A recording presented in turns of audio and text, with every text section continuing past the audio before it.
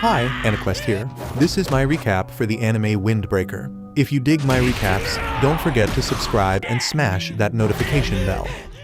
The story begins as we watch someone barely managing to stay on a tightrope. Students gossip about how he keeps getting into fights and how he nothing but trouble. Even the parents talk about how dangerous he is. Everybody thinks he is too dangerous to even look at. But that's just how it is because everybody knows he doesn't know how to deal with folks. They straight up diss his looks, saying he won't even dye his hair black. They even have a problem with the color of one of his eyes, claiming he must be cursed. Everybody thinks he is nasty, and the kid eventually falls off the rope. We then see our angry protagonist for the first time, named Sakura. He explains he digs strong folks and doesn't give a damn about the weak. Nearby, some dude's harassing a girl, asking if she wanna do something. She says she wanna smash some eggs on their heads, but that'd be a waste of good eggs. The guy warns her not to act all high and mighty, and he stops her from bouncing. Sakura then explains that what he hates the most are weak people who think they are strong. Sakura interferes with the gang of harassers and tells them that it's too early to be acting so lame. The leader tries to attack Sakura, but sad to say, he is exactly the type Sakura despises. Sakura drops this dude easily and wonders what the hell is going on in his head to make him think he is strong when he ain't. Sakura demands they remember his name and face, so they can warn all the weaklings they know to run when they see him. Sakura is a bit of a psycho, because he also wants them to know his name, so they can tell all the strong peeps how to find him. He announces he is Sakura Haruka from Furin High School. Sakura leaves these jerks, but the girl stops him to say thank you. Sakura is all confused, wondering if she is talking to him. She confirms she is, and Sakura is straight up clear about the fact that he ain't doing that to save her. He only smacked those dudes because they were annoying the hell out of him. Sakura turns down her offer to grub, but she ends up feeding him anyway. She can tell he ain't from around here and ain't too many peeps visiting this spot.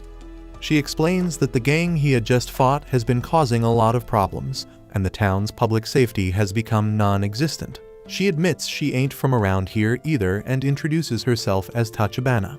Sakura can't wrap his head around why she is being so nice because most folks would be scared of him, especially after he just beat up 5 guys. Sakura reluctantly chows down the food when she asks him to, but he is blown away by how damn good it is. He wonders if her joint gonna take off, but she corrects him because the dummy is trying to say takeout. Tachibana pointed out his eye and hair colors were all messed up, and he wondered if she had beef with it. She is more amazed than anything, but paranoid Sakura thinks she wanna throw down. Sakura is surprised because normally peeps are disgusted by his looks and demand he dye his hair. Sakura break it down that looks don't mean shit in a fight, and that's why he came to Furin. Furin knew for having students with the shittiest grades, but they are also the elest fighters. They are the ones who slip through the cracks at other schools and end up at Furin. They straight up brawl every day to decide who is on top. They are so dedicated to fighting that they even throw down on holidays, and Sakura is dead set on becoming the top dog. Tachibana peeps out that Sakura has some high-ass goals, but Sakura straight up admits he is dumb as a brick, and fighting is all he knows. But to him, ain't nothing sounds better than scrapping his way to the top, and this place was the perfect fit. It doesn't take long for Tachibana to figure out he is already in school uniform when school ain't starting until tomorrow. It's because he's all hyped up. The embarrassed Sakura explains that he just moved, so he didn't have anything else to wear, but she just teases him more. Our hero Sakura resorts to fighting as always and demands that they take this argument outside. Just then, Tachibana peeps a customer forgetting his bag, but Sakura reminds him. As Sakura bounces home, he can't help but think about how damn weird that whole encounter was. The old man hooked him up with some candies and told Tachibana to thank him. Sakura ain't used to all that praise, so he straight up thinks the whole damn town's weird, including Tachibana. He points out he is rocking the uniform of a school full of troublemakers, and his appearance is hella strange too. It doesn't add up for people to be thanking him. Regular folks would be on guard around him and not trust him. Sakura once found someone's wallet, and they straight up accused him of stealing it. Just then, Tachibana explained that Sakura made the right call coming to Furin, but sadly, there ain't no damn way he gonna be the top dog. Shockingly, she straight up says he might not even beat anyone there, let alone be the top dog. Sakura pointed out she got no damn clue how strong he is. She admits he might have them strong-ass muscles, but explains he still won't be able to be the top dog. The problem he has is that he is all alone. Sakura is getting mad as hell and declaring he ain't that damn weak to rely on anyone else to win. As he leaves, Tachibana clarifies she ain't talking about physical strength. She suggests he go meet some Furin kids because then he gonna stand out. Nearby, a group of hoodlums wreak havoc, and some poor lady calls someone for help. Sakura bumps into the same dudes from earlier, and the leader is surprised that he came. He straight up calls our boy Furin trash, but Sakura just Trina brush him off. The leader peeps that he ain't forget Sakura's face and starts clowning him about his appearance. This dude is shaken when he realizes Sakura's hair and eye color are real. They thought he was just doing some messed up cosplay, but he points out that it being real is even more disgusting. Sakura grinned because this was the reaction he used to get to his appearance. This the disgust he did get used to, but it's all good because he done gave up on that shit. Sakura still wanna feel like he has some worth though. If he can beat whoever is standing in front of him, then he can feel superior. The problem is that Sakura can't stop thinking about how Tachibana told him that he wouldn't be the top dog because he is alone. The leader declares that his gang will start a war against Furin for Sakura punching him, but Sakura isn't even listening. He all focused on Tachibana's words as he punched the leader again and declared he ain't the one dodging people. Sakura let out his true feelings about his appearance. It doesn't make any sense how people act. He knows better than anyone he looks strange, but he never did anything to the people who diss him. This is just who he is. Sakura starts beating down this huge group of thugs. In his mind, as long as he is the strongest and the best fighter, he will be the top dog. Being alone doesn't mean shit. The gang tries to jump him all at once, but it's useless because Sakura is way more skilled than them. Sakura straight up took on any fool getting near him, and the fight was somehow lopsided as hell even though he was outnumbered. Just then, one of them thugs go and snatch up Tachibana, but he pays a damn high price for that dumb ass move because Sakura straight up knock his ass out. Tachibana showed her gratitude, but Sakura gotta break it down once again that them punks just pissed him off. They tried to pull a knife, so he told them idiots to keep the fight fair. One dude tries to creep up on him, but he ends up learning a really valuable lesson. Sakura kept fighting off more of them, but he was stuck defending Tachibana in one spot. He wonders why the hell he is defending her in the first place and reminds himself that helping others never ends well. Still, Sakura keeps holding it down for her, but eventually, one of the thugs uses the knife to slice his leg. Sakura is in a really messed up situation now and think about how that's exactly why he doesn't defend folks. He once again questioned why he decided to help her and get ready to take a bat to the dome.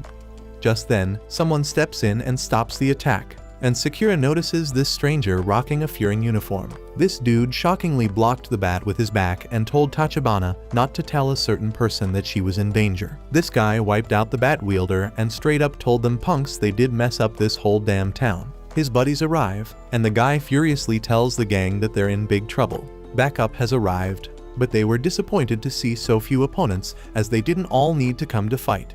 Sakura is in absolute shock because he can't wrap his head around why Furin is saving his ass. The thugs are straight up scared shitless when they see this dude named Hiragi, but they think they got this in the bag because they got way more numbers.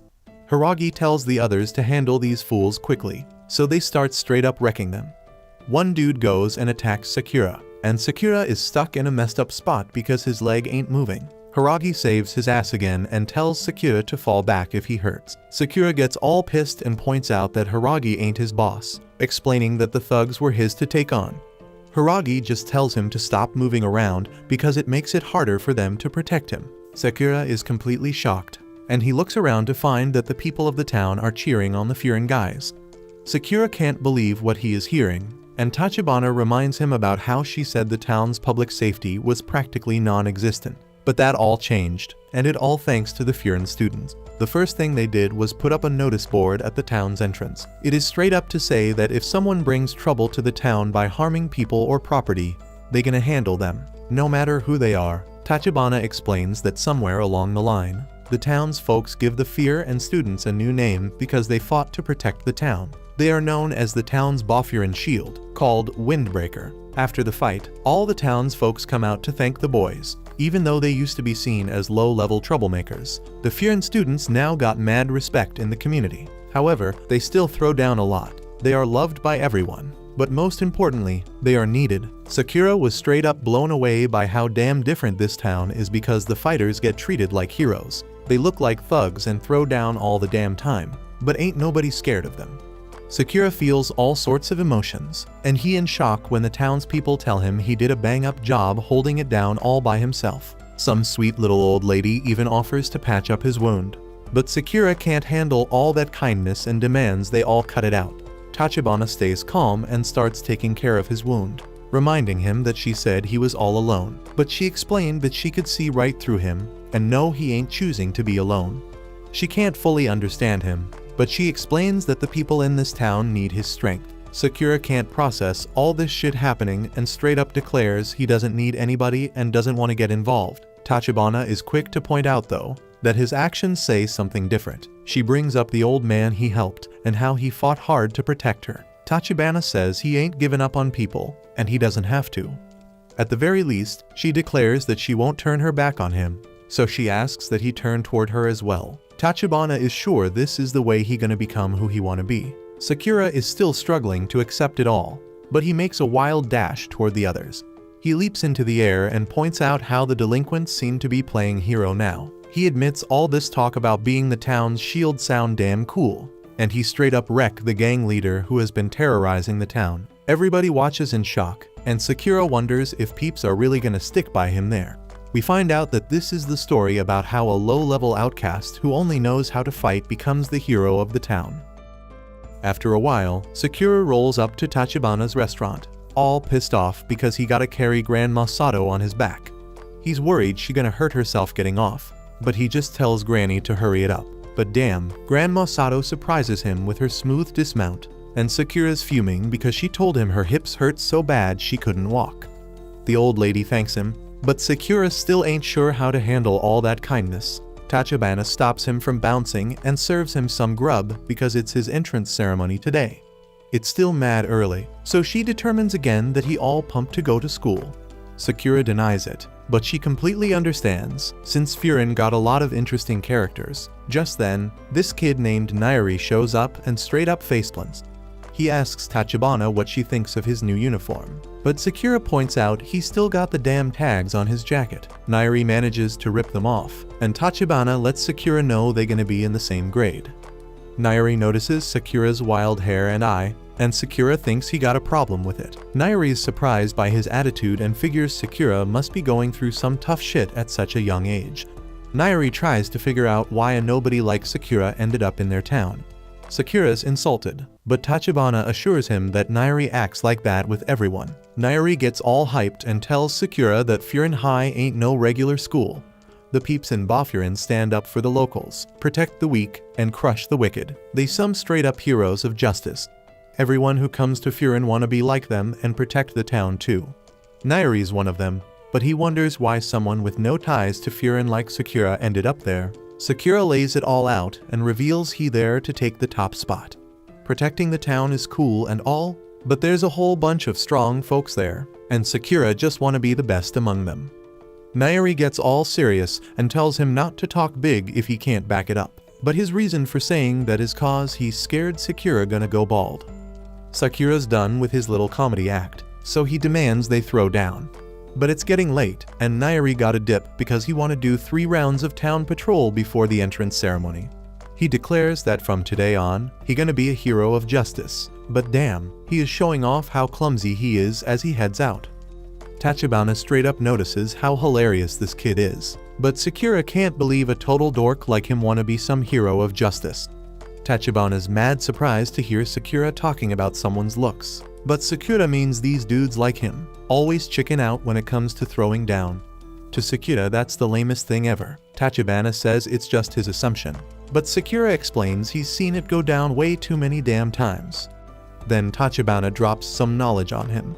She points out that the coffee fruit looks way different from the beans she got in her jars. The lesson is, if you only see things from one angle, you ain't never gonna see the real deal. She thinks Sakura shouldn't be so quick to judge and tells him to get to know people better, so he can see who they truly are. Sakura really takes that lesson to heart. but he just thinks she means Nairi is a badass fighter. Tachibana's mad disappointed, wondering if fighting is the only thing he cares about. After Sakura bounces, he still thinks he's onto something.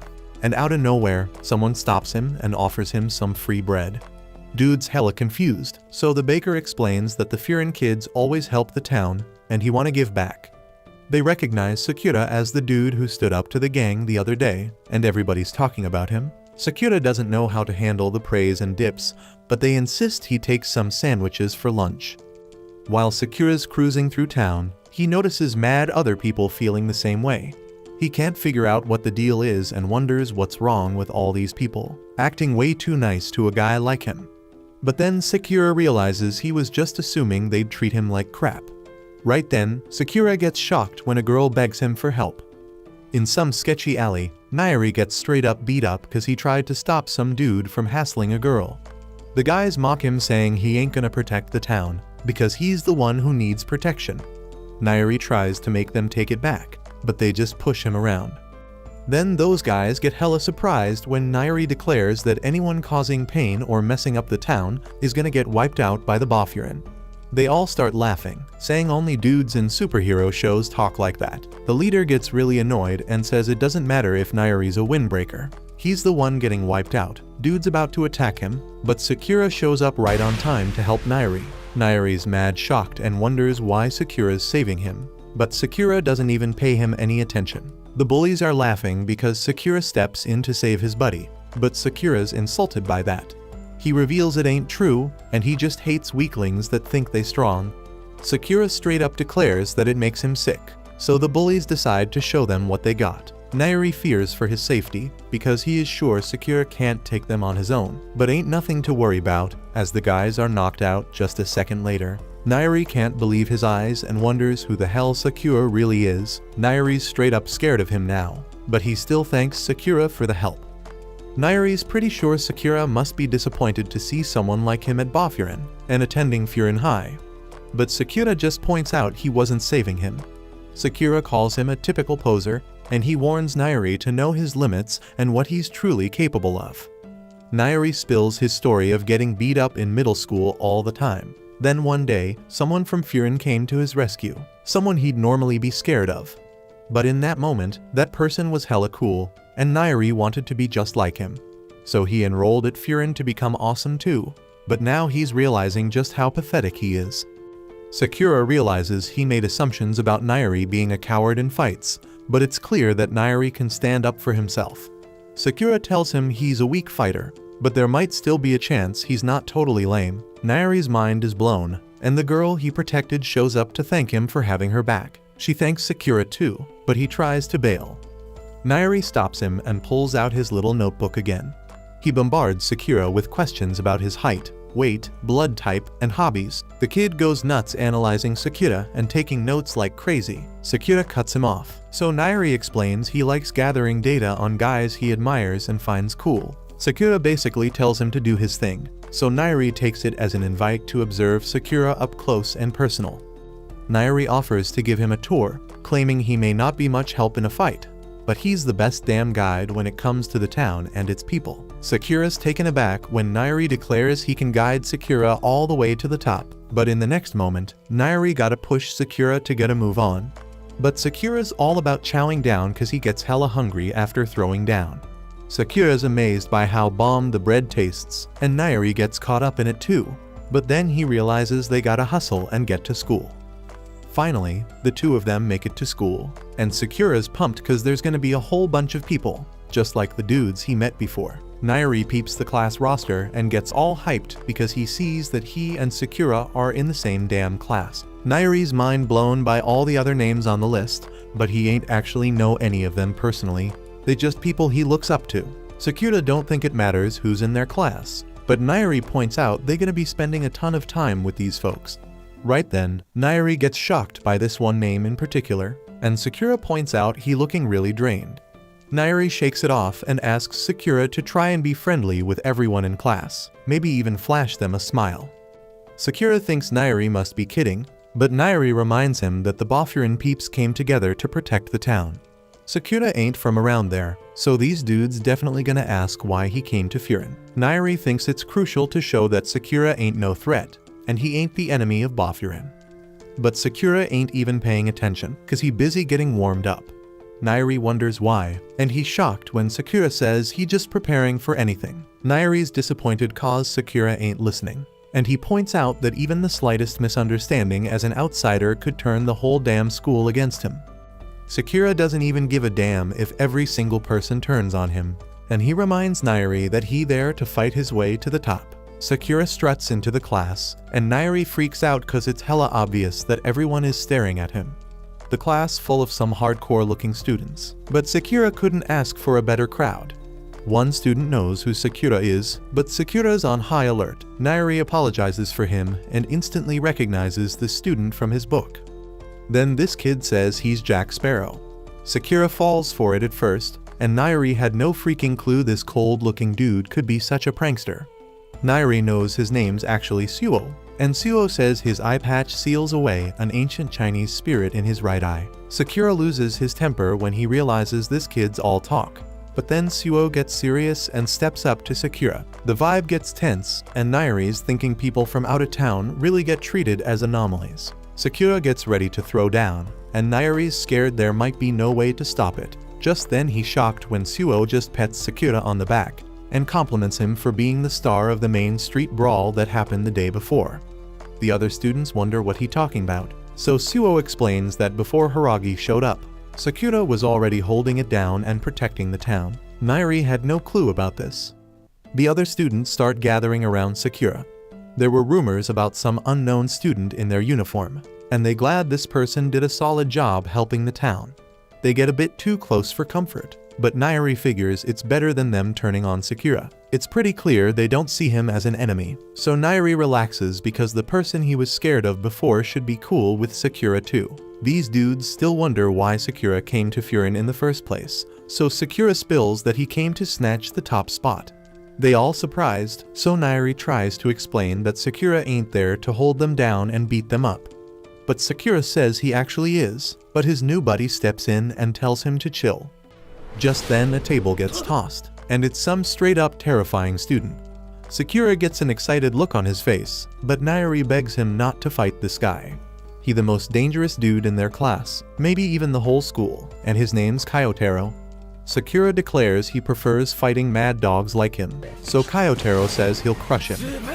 Kyotaro throws a powerful punch, and Nairi's shocked when he realizes that Suo instantly moved him out of the way.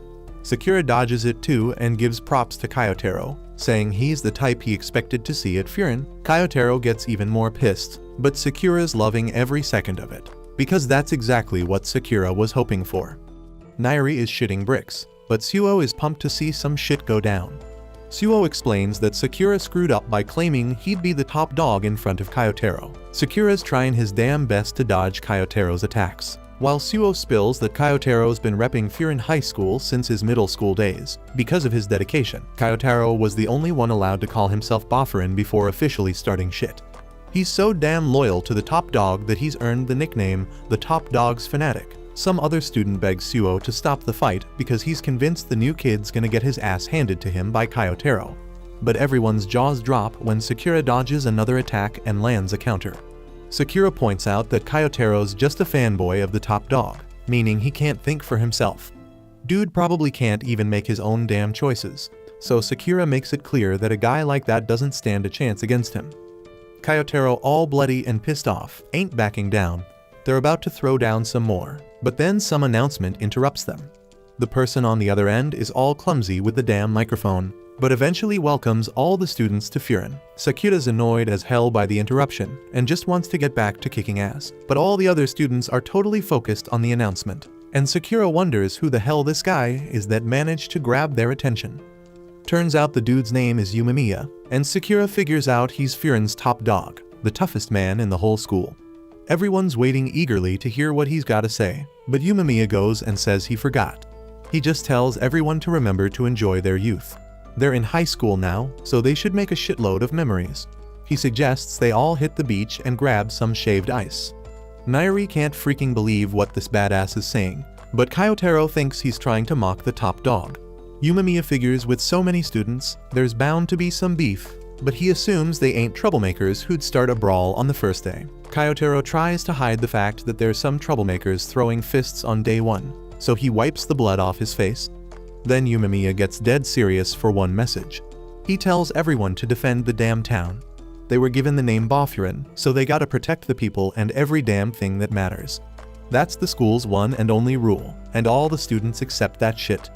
Sakura's freaking shocked that this dude ain't even in the damn room, but everybody's all eager to follow his orders, and he wonders just how badass of a fighter Yumamiya is. Suo wants the two fighters to shake hands and show some deep-ass understanding of youth, but Sakura ain't even thinking the fight's over yet. Nairi wonders why Sakura's turning all red, but Sakura shuts his ass up. Suo reminds Kyotaro that Yumamiya wouldn't be happy hearing he fought a classmate, and he tells Sakura that showing respect to other students is crucial if he wants to be the top dog. Surprisingly, Kyotaro wants to shake hands, so Nairi begs Sakura to hurry the fuck up and do it. Sakura gets ready for it and tells himself to just shake the damn hand. Sakura must have been through some real tough shit because he's gotta remind himself not to slap Kyotaro's hand away or toss his ass to the ground. Sakura shakes his hand, but thinks it feels hella weird touching people outside of a fight.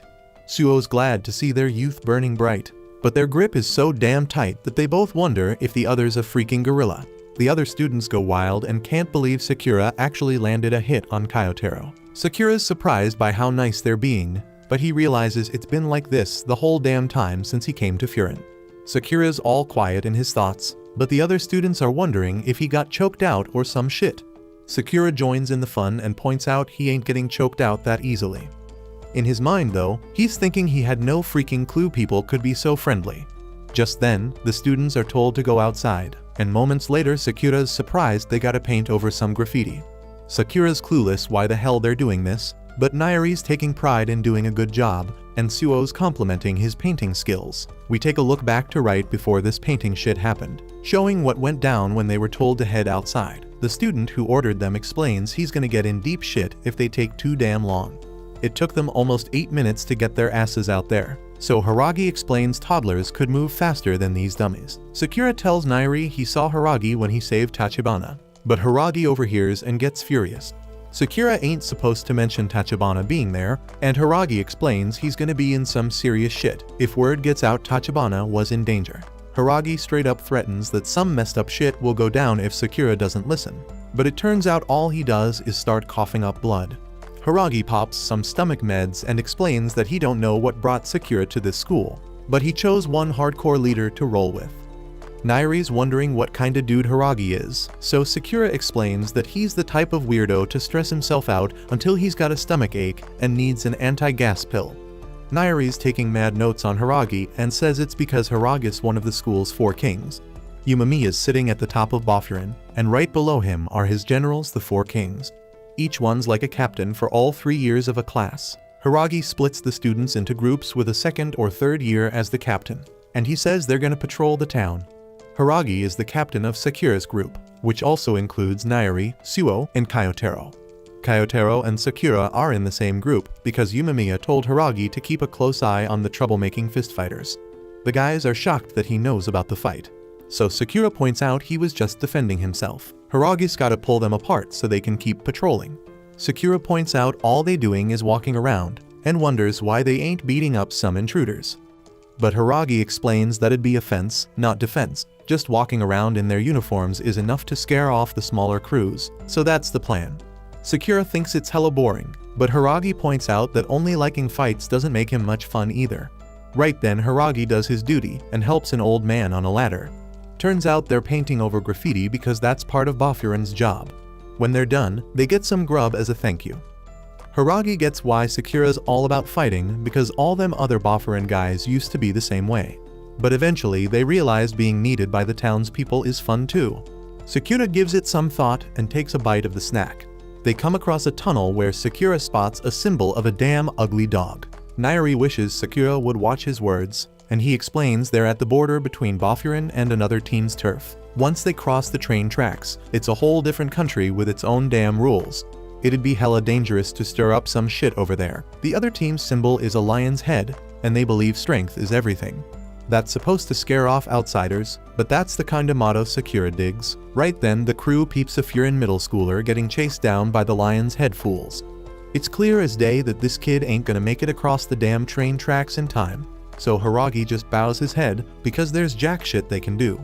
But then out of nowhere, everyone loses their damn minds when Sakura and Kyotaro go all out on the lion's head punks. Nairi's scared shitless because they ain't supposed to mess with lion's head turf. Sakura says the kid's on their damn team, so both Sakura and Kyotaro point out that it was the lion's head fools who started the interference. Sakura tells Kyotaro to bounce because he can handle this solo, but the dude don't listen. The lion's head fools start clowning on their own teammate for getting knocked out with a single kick. But Sakura's thinking about how ruthless they are because they're supposed to be on the same damn team. Right then, the lion's head clowns start shitting their pants because someone shows up after seeing what went down. Haragi can't freaking believe it's this dude who showed up of all people. He spills that he's a lion's head second in command named Togami. Togami's wondering what the hell's going on and casually greets Haragi. Haragi explains that those fools were chasing one of their own. Sakura is getting irritated by how chill this dude is, but he can tell that Togami's legit when he figures out that Sakura and Kyotaro are the ones who knocked out his team member. The knocked out dude gets up all pissed off because they broke the rules and stepped into their turf. But Togami shocks everyone when he smashes a bottle over his damn head. Togame don't give a damn if it was their turf or not. He only cares that this kid lost the damn fight. Togami starts wailing on this fool, punch after punch, and explains that losing means he's weak. The lion's head crew doesn't like weak-ass members, so he keeps beating him down, but Haragi steps in. Haragi tells him he's part of Togami's crew, but Togami corrects him. He rips off the dude's lion's head jacket and says their crew don't need no weaklings. Everyone's in shock seeing this ruthless dude, but Sakura just thinks he's a lame ass. He thought the lion's head fools believed strength was everything, but he points out that beating up the weak don't really prove strength. Sakura stands right up to this dude, feeling disappointed because he thought he found a fun crew. Everyone's shocked seeing him stand up to Togami, and the lion's head fools are sure Togame's going to end his damn life for saying what he said. But surprisingly, Togami ain't tripping about it. He's more curious about Sakura's funky hairdo. Togami also ain't feeling Sakura's fast talking, and he gets all serious and says it pisses him off. Togami straight up announces that he's made his damn decision and declares that he'll beat Sakura to a pulp when the time's right. He even claims he's got Sakura's face memorized. The lion's head crew bounce after that. Nairi's scared shitless, pointing out that Sakura and Kyotaro might have just started a damn war. Suo calms his ass down and says he don't want Nairi ending up like Haragi. Haragi's so damn stressed that he's gotta slam down about 10 anti-gas pills. Nairi tries to remind him not to exceed the recommended dosage. Nairi wishes Sakura didn't provoke Togami and says maybe he would have let them off the hook after that kick. But Haragi knows better. He explains that Togami's probably the most territorial dude in Lion's Head. He wouldn't have let that shit slide. But what's done is done. Then Haragi shocks everyone when he admits that he should have made the first move and apologizes. He tells some middle schooler named Sasaki to come with them, so they can report to Yumamiya. Sakura can tell Haragi's stomach is really acting up now, so he wonders if Haragi's really scared as hell of reporting to Yumamiya. Yumamiya sounded pretty laid back during his announcement, so Sakura's wondering what kind of dude he really is. They get to the rooftop of the school, and everyone's amazed at how freaking dope it looks. Haragi approaches Yumamiya, and Sakura gets ready to meet the big boss at the school. But all the students are straight up shocked when Yumamiya's just psyched about his damn plans. The fool wants to barbecue with everyone in the summer, and Sakura's wondering if this dude's really the top dog. Haragi then says they've got a problem on their hands, but Yumamiya says he already knows all about it. That makes no sense since nobody could have told him about what happened yet. But it turns out that he's just talking about his damn plants. The rest of the crew's finally catching on to why Haragi despises reporting to Yumamiya. The dude never listens to a damn word you say. Sakura tries to get his attention, but Kyotaro gets pissed off because he ain't letting anyone talk to his idol. Dude's ready to throw hands, but then he remembers Yumamiya's right here and wouldn't approve. So they all end up chilling and Yumamiya goes on and on about his plant empire, when they should be focusing on the real deal. Sakura can't even tell one plant from another. And while Yumamiya might be a good dude, Sakura's more confused than ever about why he's got mad respect from so many people. After sitting through Yumamiya's plant lecture for what feels like an eternity, This kid who got his ass whooped speaks up and spills about what went down today. He saw a shoplifter causing havoc in town, so he tried to chase him down. But before he knew it, he wandered straight into the Lion's Head territory. The goons were hot on his trail, and he had zero chance of outrunning them. Just when he was about to give up, Sakura and Kyotaro swoop in like heroes and save his sorry ass. Homie admired the Furin students so much that he wanted to be like them. But all he did was start a full-on brawl with a Lion's Head, dragging everyone into the mess. And for that, he's genuinely sorry. Yumemiya calls out Sasaki by name and gives him props for doing what he did.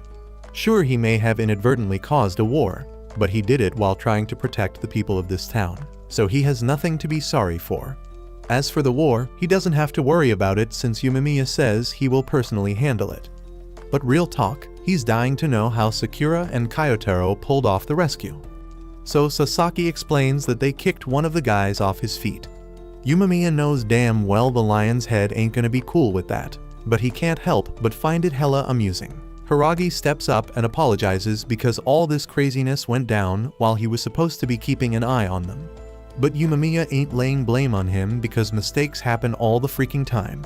And then Nairi rats out Sakura for making shit worse by taunting Togami.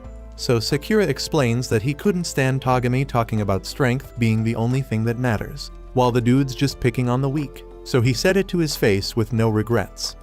Yumemiya gets what went down, so he gets up and Sakura thinks he's about to throw down, but he just pats him on the head and says he was thinking the same damn thing because those dudes got a messed up mindset. And on another note, Yumemiya heard about Sakura's Main Street heroics yesterday, and today he saves Sasaki, so Yumemiya gives props to Sakura for looking out for the peeps here. Kyotaro's hella jealous because Sakura's getting all the attention, and Sakura's feeling some weird sense of ease around him. He's starting to get why folks are drawn to him all the damn time. It's because he's got this presence that makes anyone feel safe. But Sakura ain't letting himself get all cozy with that warmth, so he straight up slaps Yumemiya's hand away. Right then and there, Hiragi gets a call from his boy Kaji, but all he hears are the words Lion's Head before the call cuts off. Yumemiya asks if something's up, but before they know it, they hear a voice on a megaphone. They all look down to the courtyard and see some dude dragging one of the students who knocked the hell out. He claims he's the top dog of Shishitoran, otherwise known as Lion's Head, and his name's Tomiyama. This dude's come here today and kicked the shit out of hella Furin students because he wants to have a fair and square brawl with Yumemiya. And his smile shows just how damn pumped he is for it. Nairi's losing it because the leader of Lion's Head's here in the flesh, while Sakura's getting all hyped because he knows Tomiyama gotta be stronger than Togami. Just then, Sakura feels this crazy presence behind him, but he can't quite put his finger on it. So when he sees Yumemiya bouncing, he starts tailing him, and the others follow too. Once they're all outside, Yumemiya tells them to stay the hell out of this one. But Sakura being Sakura and insists on throwing down. Yumemiya gives him a cold-ass warning, straight up saying he don't repeat orders twice. Sakura's hit with a wave of obedience because he knows he would have caught a fist to the face if he talked back just now, but he's clueless as to how Yumemiya's whole demeanor switched up so damn quick. He steps up to Tomiyama and calls him out for still holding on to one of the Furin students by their hair, but Tomiyama just brushes it off and straight up laughs in Yumemiya's face about what he did. Sakura's thinking this dude must be hella strong or straight up crazy to have the balls to diss Yumemiya to his face like that. And all he really wants right now is to go head to head with Yumemiya, one-on-one, because he's got a legit reason after what Sakura and Kyotaro pulled. Yumemiya just stays chill while Tomiyama keeps circling him, still begging for a fight like a kid who wants to go party. But then Yumemiya speaks up and says that while it might be true that Furin started it by knocking out that dude under the bridge, Tomiyama has gone way harder in retaliation, so he thinks they can call it even now. Tomiyama agrees that what he's done is enough to at least call it even for now. But that doesn't mean things are settled as he throws a kick at Yumemiya's face.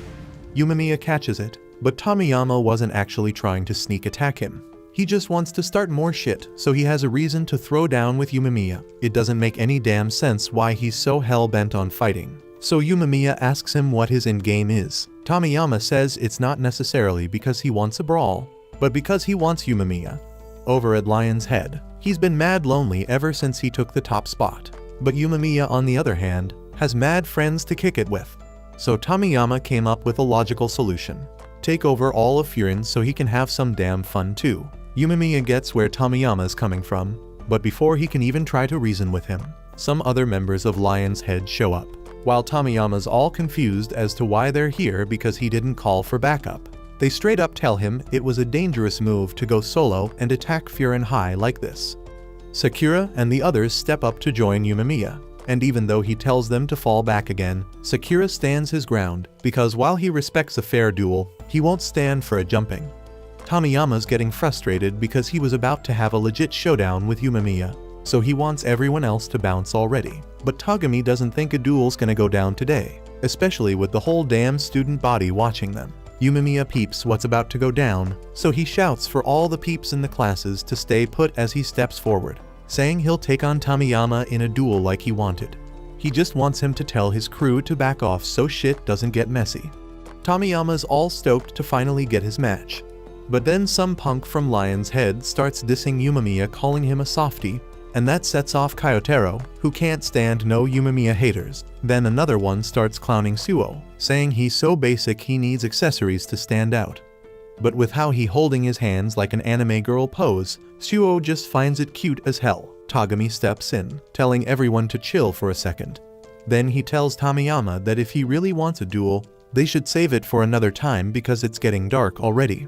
If they start fighting in the dark, they won't be able to fully appreciate how badly they beat down the Furin students. Sakura fires back, saying the only face getting smashed in will be Togami's face. And since Tomiyama can see there's some serious tension between those two, he suggests they turn the duel into a team match instead. They can have a bunch of one-on-one battles, with Yumemiya facing off against Tomiyama, Togami against Sakura, Kyotaro against Yukinari, and finally Suo against Kanema. Yumemiya ain't having it, saying if it's a duel he wants, the two of them are enough. But now Tomiyama wants to turn it into a full-on tournament because that sounds way more fun to him. Sakura and the others agree to the terms, but just when they think it's settled, another Lion's Head dude shows up and wants in on the action. He's got beef with Hiragi, and Hiragi's down to throw down, so he joins the tournament too. With everything sorted, Tomiyama declares that the fate of the Lion's Head crew is on the line, so they better in their best and have fun. Later, they all hit up the cafe to eat some food and chill. And Nairi's freaking out because he thinks they're in some deep shit. Sakura's getting real tired of Nairi's whining, but he's the one who started this whole mess in the first place. Tachibana brings over some food and tells Nairi there's no point stressing so damn much because it ain't gonna change a damn thing. But Nairi's got a good reason to be worried, because if by some horrible turn of events Yumemiya actually loses, Bofurin might go down the drain. Tachibana sticks to her point, saying worrying won't change shit either way, and he should know damn well these guys ain't weak enough to lose to Lion's Head that easily. Sakura straight up demolishes his food like a freaking beast, and once he's done, he asked if he could dip for the day. Nairi's jaws drop at how damn fast he finished, but they gotta wait for Yumemiya and Hiragi because they stayed back to persuade the other Furin students not to screw things up even more. Sakura gets that, but he's clueless why they had to meet up here of all places. So Suo breaks it down that this joint is like a chillaxing spot for Furin peeps, where they gather up before some major throwdowns. And just when he says that, Yumemiya busts through the door and starts fawning over Tachibana. Sakura thought this meant she was his girl, but they both denied it. Yumemiya instead said Tachibana was his darling little sis, but she denied that too, leaving Sakura all kinds of confused about what the heck their actual relationship is.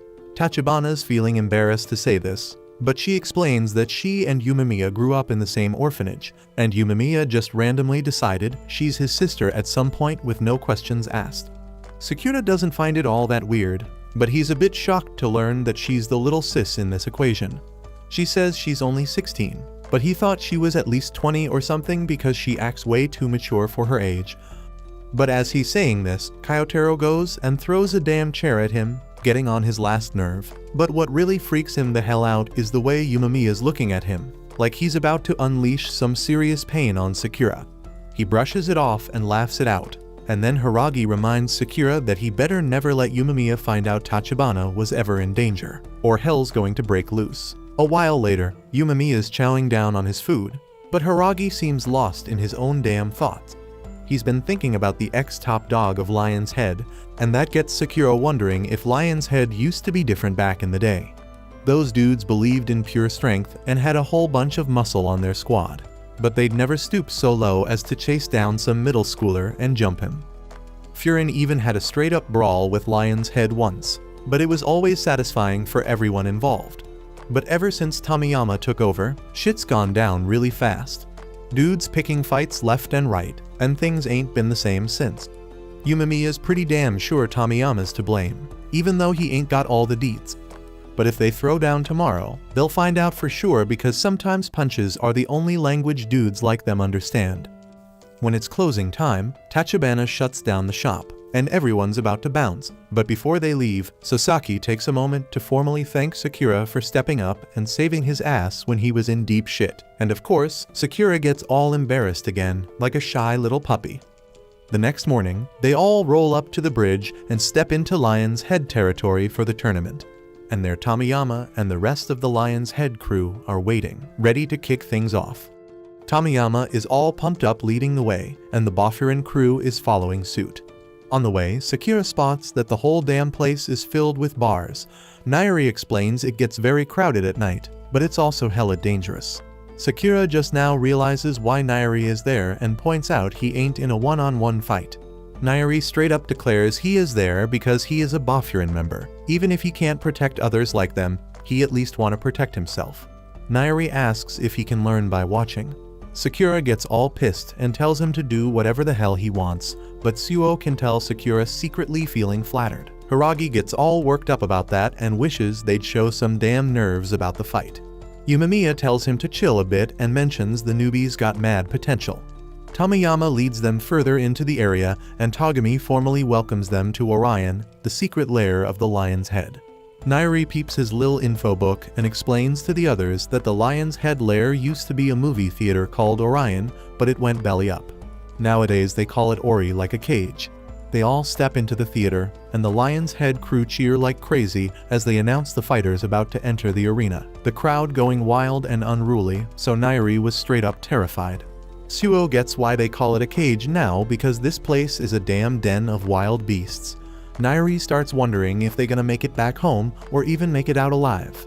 Sakura sees this and reminds Nairi that he is there to study. He tells Nairi to keep his eyes forward, and Nairi refocuses on that. Tomiyama announces it's time to kick things off, and Yumemiya points out he turned this whole thing into a damn spectacle. Yumemiya tells his crew that even though it's a big event, the only fight that truly matters is his one-on-one with Tomiyama. The rest of their wins or losses don't mean jack, so they should feel chill when they step on that stage. Sakura straight up rejects that and declares he ain't planning to lose, whether it counts or not. The others agree, and Yumemiya stoked about how dependable they are. Tomiyama want to throw down with Yumemiya first, but ain't no way they letting the captain start the battle. The blonde dude want to go first because he has been shooting daggers at Kyotaro with his eyes the whole damn time. Everybody is cool with it, so they head to the stage. Sakura reminds Kyotaro that they still got unfinished business. But if he loses to sorry-ass losers like these dudes, Sakura doesn't want to fight him ever again. Kyotaro, as always, ain't got no words and just heads to the stage. The blonde dude's name is Yukinari, so Nairi looks him up in his little book. Yukinari is known for being a heavy hitter, breaking ribs with just one punch. Suo tells them not to worry though, because Kyotaro is pretty much the same. But Yumemiya straight up shocks them when he says they ain't even in the same league. On stage, Yukinari annoyed by Kyotaro's stare. He pulls a dirty trick to distract Kyotaro, faking something bad happened to Yumemiya. Yukinari takes advantage and lands a punch, calling Kyotaro an idiot for losing focus in a fight. Sakura knows ain't nothing to worry about though. Kyotaro just building up his rage and straight up wrecks Yukinari. He calls Yukinari an idiot and reminds him to show respect when talking about Yumemiya. Yukinari knocked the hell out, but Sakura was just disappointed by how weak he was. The Lion's Head dudes can't believe he got knocked out so easy and wonder who the hell this Boffurin newbie is. Nairi points out Kyotaro only needed one punch, and the Lion's Head dudes getting concerned. Tomiyama, on the other hand, finding it amusing how tough Kyotaro is. The Boffurin dudes peep them and see how focused Togami is. Now Tomiyama wanna throw down with Kyotaro, so Togami has to tell him to chill and wait for his turn. Nairi straight up stunned by their reaction. They don't give a damn about the dude who lost, they are out here complimenting the opponent. Nairi is more certain than ever that there's definitely something off about these two dudes. Yumemiya points out Kyotaro has always been tough as nails, so it ain't no surprise a punch to the face doesn't faze him. Nairi was still shocked by it, but Sakura ain't because he had already gone up against Kyotaro. The others are stoked because this means Sakura finally accepts Kyotaro's strength, but Sakura is too embarrassed to admit it. While they argue, Yumemiya peeped the Lion's head leaders. Tomiyama wondering how Togami would take down Kyotaro if they had to throw down. Yumemiya watching closely because Togami is so focused that he doesn't even answer Tomiyama. His seriousness got Tomiyama all hyped for more fighting, so he tell a couple of his dudes to clear the stage. The dudes are tired of dragging Yukinari, so they just decide to toss him off the stage onto the ground. They clowning Yukinari for being so weak and kicking his knocked out body, which makes Nairi call them out for being straight up awful. Nairi is horrified when Sakura tells the two dudes to not even talk near him. He never want to hear them talk about being worshippers of power ever again. And it embarrasses him just hearing wimps like them speak. Suo joins in and points out that kids like them just won't understand till they get defeated. The dudes getting furious and wondering if they looking for a fight. Their anger turns to straight up terror though, when Tomiyama dead serious tells them to step back because they ain't their opponents. Sakura all eager to throw down next, but Suo declares it's his turn to fight the quiet kid.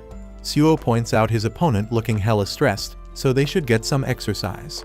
The kid named Kanema, and all the Lion's Head dudes cheering him on. As Suo getting ready to fight, he explained he thought Sakura was dumb for aiming for the top spot. Sakura getting furious, but Suo explained he was wrong. He thought Sakura's words were empty and meaningless, but now he knows Sakura actually got some backbone. Suo thinks that's dope as hell, and he gonna give it his all so he can keep up with Sakura. Sakura never knows what to say in these situations, so he just tells Suo to hurry the hell up and get on stage. Nairi searching for info about Kanuma in his book, but Sakura is more interested in learning about Suo. Nairi explains Suo was famous for being strong in middle school.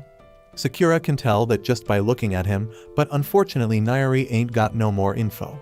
Hiragi explained he heard about Suo quite a bit too, but he ain't got no details about him either.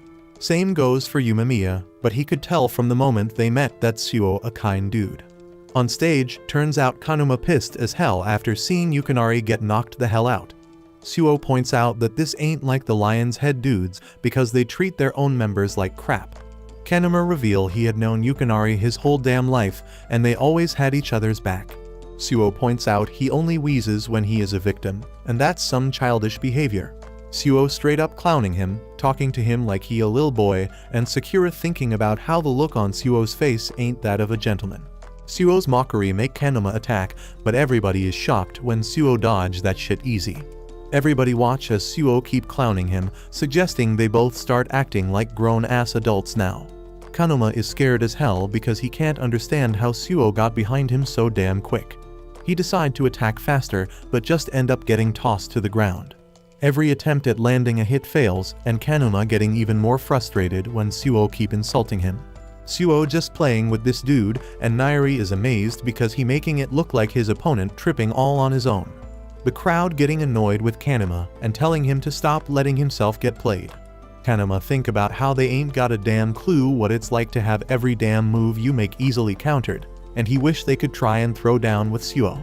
Yumemiya realize Suo ain't no regular gentleman, and Sakura points out he ain't got an ounce of kindness. He is hella ruthless, tormenting a weaker opponent and making him look like a damn fool. Kanuma gets straight up wrecked, so makes it clear how big the skill gap is between them. Sakura says he'd want to end himself if he was Kanuma, but of course he ain't ever gonna be in that position. Hiragi is surprised to see Suo trying to prove a point in this fight, and Yumemiya figures it's because he got influenced by someone else. Nairi realize that too and think about how Suo want to keep up with Sakura. Suo's fight got Sakura's attention, so he wondering how he can get Suo to seriously throw down with him. The fight keeps going, but it's clear as day that Suo playing with Kanuma. Suo barely got a move to dodge all his attacks, and he dropped Kanuma once again. the crowd turning against Kanuma, and he is horrified when he sees that Tomiyama has fallen asleep watching the fight. What's even worse is that Togami ain't impressed at all, and he remembers what happened to that weakling under the bridge. Kanuma starts panicking, and his heart racing like crazy. Suo sees this better than anyone, and he explains that Kanuma finally starting to figure out what it takes to be a grown-ass adult. Kanuma losing his damn mind, so he goes in for an attack, but Suo shut him down right then and there. Kanuma was shocked when Suo revealed he already knew what going on in his head. Suo assumes Kanuma imagining himself turning into the person he used to mock. And that's good for him because the answer to being an adult is imagination. Kanuma is scared as hell, but Suo calmly points out he can move on to the next step now. Suo keep being ruthless with his teaching, explaining to Kanuma that he need one more thing to turn his imagination into reality. Suo gets ready to attack, so Kanuma begs him to stop. Right then Togami asks Suo to end the fight. Kanuma doesn't get why, so Togami just tells him he humiliated them enough. Togami corrects himself though, because Kanuma can't humiliate them no more because he ain't part of Lion's head anymore. This was Kanuma's worst nightmare, and his imagination just became reality. Suo's final lesson is that being an adult means being able to feel for others. To do that, you need imagination and experience. Suo is actually happy for Kanuma because at least he learned something. As Suo bounces, the Lion's Head crowd is dead quiet after witnessing those straight-up violations. And to top it off, they realize Suo's just a freshman at Furin. They're starting to get that messing with Bafurin will be a big mistake. Yumamiya gives props to Suo for that mind-blowing victory, saying he's hella strong. But Suo doesn't see himself as all that impressive. On the other hand, Nairi is beyond impressed because he's never seen anyone move like Suo. He asks if it's Kung Fu or some other martial arts style, but Suo can't really answer because he don't know. His instructor was self-taught, so he mixed in a little bit of every martial art. But that aside, Hiragi points out how damn surprising it was to see Suo get all emotional. He's a bit embarrassed that he went so far as to humiliate Kanuma, but he did it for Sakura's sake. Sakura doesn't want to take the blame for Suo's actions, but he warns Suo to take the fight seriously if they ever throw down. Nairi's getting tired of Sakura always thinking about fighting everyone, but Suo doesn't really want to tango with him because he knows Sakura would be a pain in the ass in a real brawl. Hearing that Sakura loses his cool and almost jumps on Suo, Nairi has to use all his strength to hold him back, and Yumamiya's just glad everyone's getting along, if you can even call it that. Right then they peep Kanuma dragging his bestie's unconscious body across the floor, looking like a total wreck. Once Yukinari finally wakes up, he looks over at Kanuma who seems like he's about to lose it. So he crawls over and asks if Kanuma lost his fight too. Kanuma can only muster up the words "it's over" because now that they both got their asses handed to them in front of the Lion's Head crew, they'll be punching bags for everyone else from now on. Tomiyama's still pumped as ever, and now he wants to throw down with Suo too. But Togami wants to keep things in order, so he asks who's up next for their fight. Sakura finally thinks it's his damn time to shine. But as he stands up and turns to Togami to head onto the stage, some other dude stands up and straight up points at Hiragi because he wants to throw down with him next. Hiragi still has some unfinished business with Sako, so he apologizes to Sakura because he gotta take the next fight. Sakura ain't having it because since both of the other first years got their chance to brawl, so there ain't no reason why his turn should be skipped. Hiragi brings up the fact that Sakura's supposed to fight Togami, but the dude doesn't look ready to rumble yet, so Sakura gotta wait a bit longer. Since Togami's the second in command at Lion's Head, it's usually Hiragi's job to throw down with him. But that doesn't mean he ain't got faith that Sakura can come out on top. The compliment straight up calms Sakura's anger towards Hiragi, but he's still pissed at the other dude for cutting in line and calling out Hiragi like that.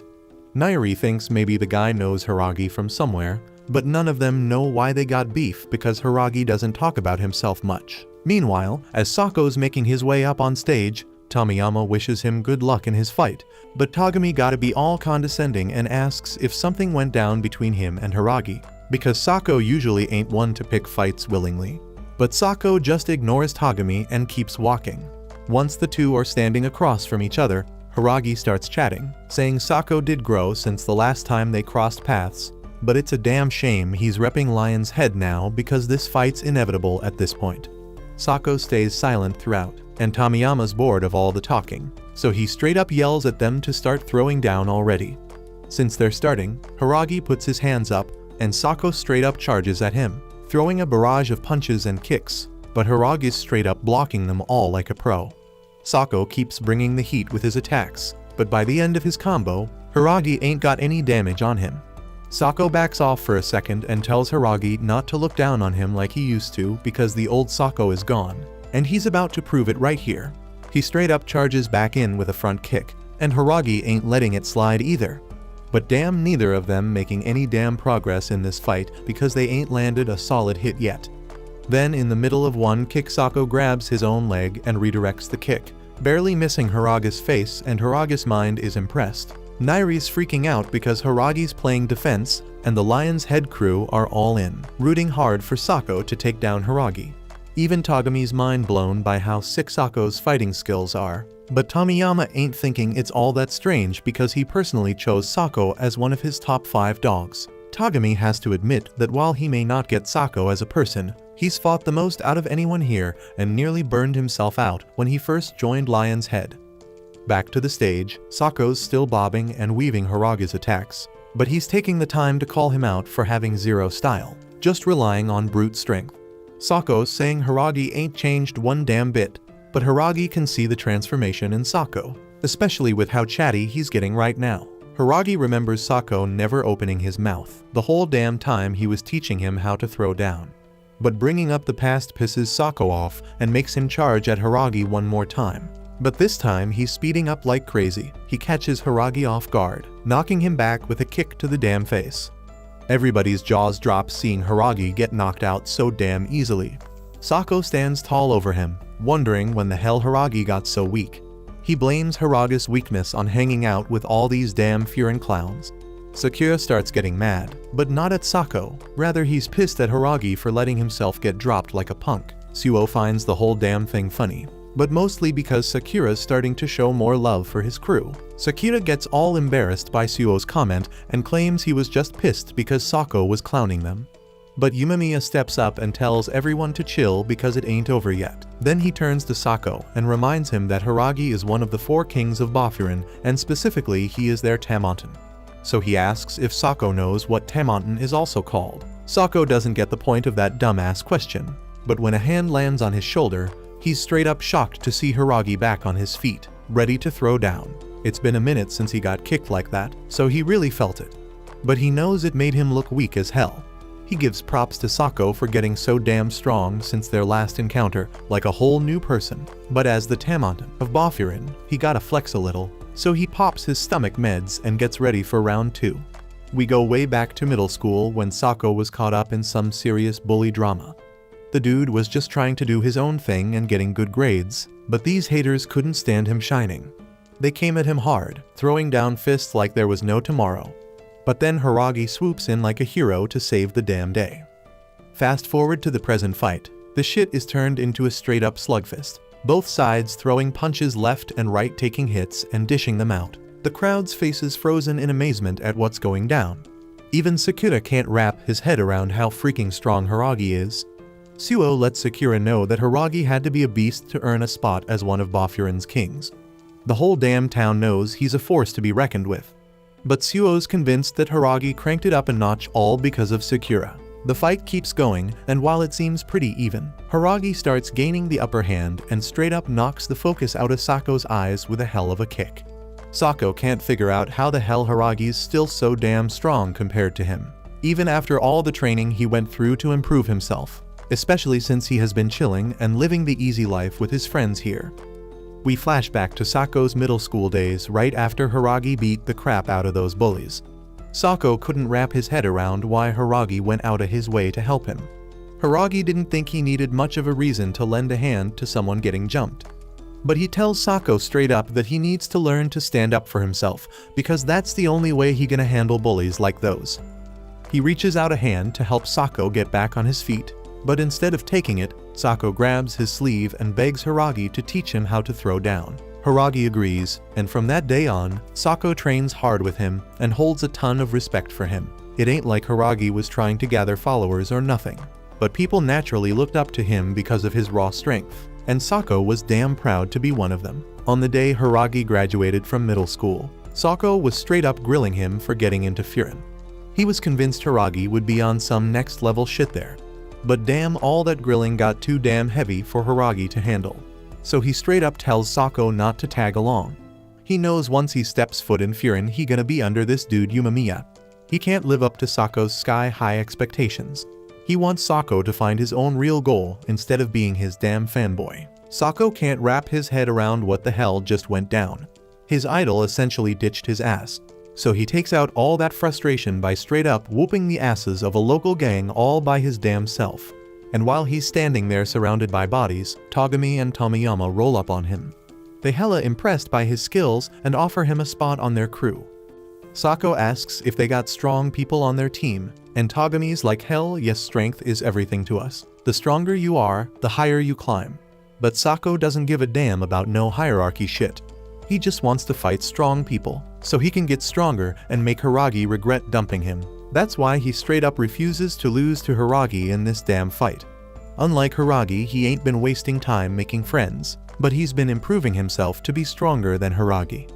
He charges forward trying to catch Hiragi off guard from below. Hiragi throws a punch to counter, but Sako pulls a slick-ass move, backflipping right over him and getting ready to land a punch. But damn, Hiragi ain't falling for that shit. He straight up boots Sako in the damn face, Sako's feet wobbling after that kick. But he ain't letting himself lose to someone who's satisfied being anywhere but the top. He tries to throw another punch. But this time Hiragi straight up catches it and apologizes to Sako for not being able to live up to his expectations. And right after that, he lands a punch so damn powerful that it gets Sako's soul searching real deep about why he was so damn angry. He knows Hiragi was looking out for him when he suggested finding a new goal, but he was being selfish as hell. He ain't want to hear Hiragi tell him not to tag along because all he wanted was to stick by Hiragi's side no matter what. He doesn't give a damn if he ain't the top dog or some shit. All he wants is for Hiragi to ask him to come along. Sako collapses on the ground, making Hiragi the clear victor of the fight. Everyone's still in shock from the crazy-ass show they just witnessed. Togami wastes no time getting up and calling for someone to haul Sako's ass off the stage because he lost. But after seeing how well Sako fought, they all got too much respect for him to do something so damn disrespectful. And to help his boy out, Hiragi offers to carry Sako off the stage, lifting him up on his shoulders and gently dropping him on the floor. Togami half-heartedly thanks Hiragi for the help, but mentions he didn't need to be so gentle with a loser's body. And since Sako lost, Togami tried to remove his lion's head jacket. But Hiragi grabs his hand, stopping him and says, "You might want to hold off on that shit till after your match. You never know what could happen." And before Hiragi bounces, he drops some knowledge on Togami, saying that running the team the way he is ain't gonna make them stronger. He walks his ass back to his seat, and Umemiya congratulates him on the win. But Hiragi is surprised because Umemiya ain't asking about Sako and what the deal is between them. Umemiya knows Hiragi probably don't want to talk about it, so he ain't gonna bother asking right now. He tells Hiragi he can spill the whole story when he's ready. But for now, they should just focus on watching the next fight. We watch Togami drifting off, reminiscing about the past. Tomiyama snaps him back to reality, reminding him it's his turn. Togami tells Sakura to get ready, and the whole squad goes wild as Sakura declares he already is. The cheers get intense, and Suo points out they're going way harder than before. Everybody sending Sakura good vibes in their own way, and Umemiya tells him to have a deep conversation. Sakura remembers a fight being like a talk, but he ain't even sure what that means. But screw all that because Sakura reminds himself he told the kid to trust him with everything. Sakura just wanna wrap up the fight quick, but Togami wanna take his time and savor it. The two fighters gear up, and the crowd goes absolutely nuts with anticipation. Sakura tries to throw the first punch, but Togami straight up tackles him. Togami almost lands a bone-chilling punch, but Sakura manages to escape. The crowd cheers even louder, and Sakura gotta pull himself together from the shock of what just went down. Hiragi thinks about how Sakura been showing off his badass fighting skills these past few days, but Togami is the one keeping all them crazy lion's head dudes in line. He was only able to do that because he mad strong. Sakura points out Togami moving pretty damn fast for a dude who wanna take his time, but Togami doesn't even consider that a fast pace. Togami decides he gonna keep at this speed till Sakura can keep up, and Sakura is down to play along. They keep throwing down, and everyone's mind blown by Togami's insane speed. Nairi wondering if Sakura had more than just dodges in his arsenal. Yumemiya breaking it down that Togami and Tomiyama always been the standouts among the Lion's Head crew. That means Togami on a whole nother level compared to the other dudes, and he damn sure Sakura is feeling that better than anyone right now. Just then Nairi goes all out celebrating as Sakura manages to land a hit, and Togami impressed he already catching up. But Sakura still ain't fast enough because Togami slams him down, and damn, he nearly crushes his skull. Togami remembers how Sakura dissed him in the tunnel, calling him lame. He explains that it really gets under his skin. Just then Sakura pulls off a sweet leg sweep on Togami, but Togami ain't having it and smashes Sakura's face into the ground. The crowd goes wild with cheers, but Nairi is freaked out. Togami pretty disappointed to see Sakura knocked out cold so easily, so he lets him know that he's way lamer than he ever could be. Sakura tries acting all cocky, but Togami schools him, saying only folks with power can act like that. Togami assumes Sakura is fronting because he's rolling with a strong crew, but when he is all by himself, he has no voice. Hearing that makes Sakura furious, so he swings at Togami. Togami points out that he's still talking, but Sakura breaks free and keeps throwing down. Sakura agrees that freedom is only for those with power. Without it, you can't be true to yourself. As Sakura making his stand, everyone's shocked when he lands a solid kick. Togami seems to see Sakura as one of the people Sakura hates the most, so Sakura decides he can't lose to him no matter what.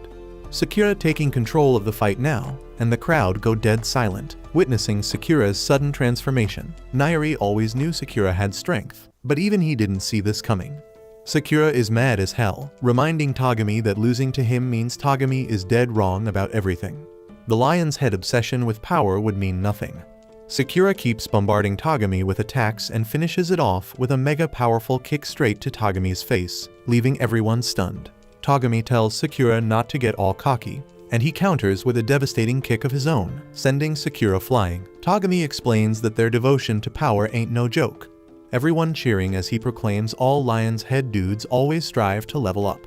Togami stomps on Sakura's head, declaring that the Lion's Head guys way more powerful than those wannabe superheroes like the Boffurin crew. The whole crowd celebrating because they think Sakura down for the count, but soon knows the fight ain't over yet.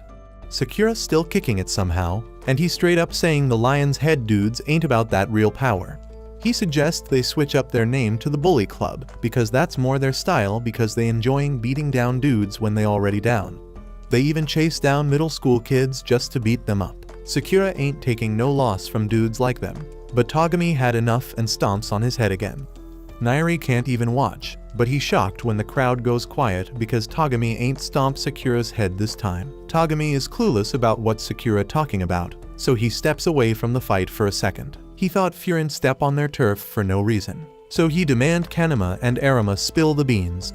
They admit they was messing with the middle school kid and try to put the blame on someone else, but Togami ain't buying it. He is straight up laying a beatdown on them, and everyone just watching in shock. Togami snatched their Lion's Head jackets off their lifeless bodies, and Tomiyama just tells him to quit stalling and get back to his fight. Togami apologized to Sakura for making him wait and declare it's time to keep it going.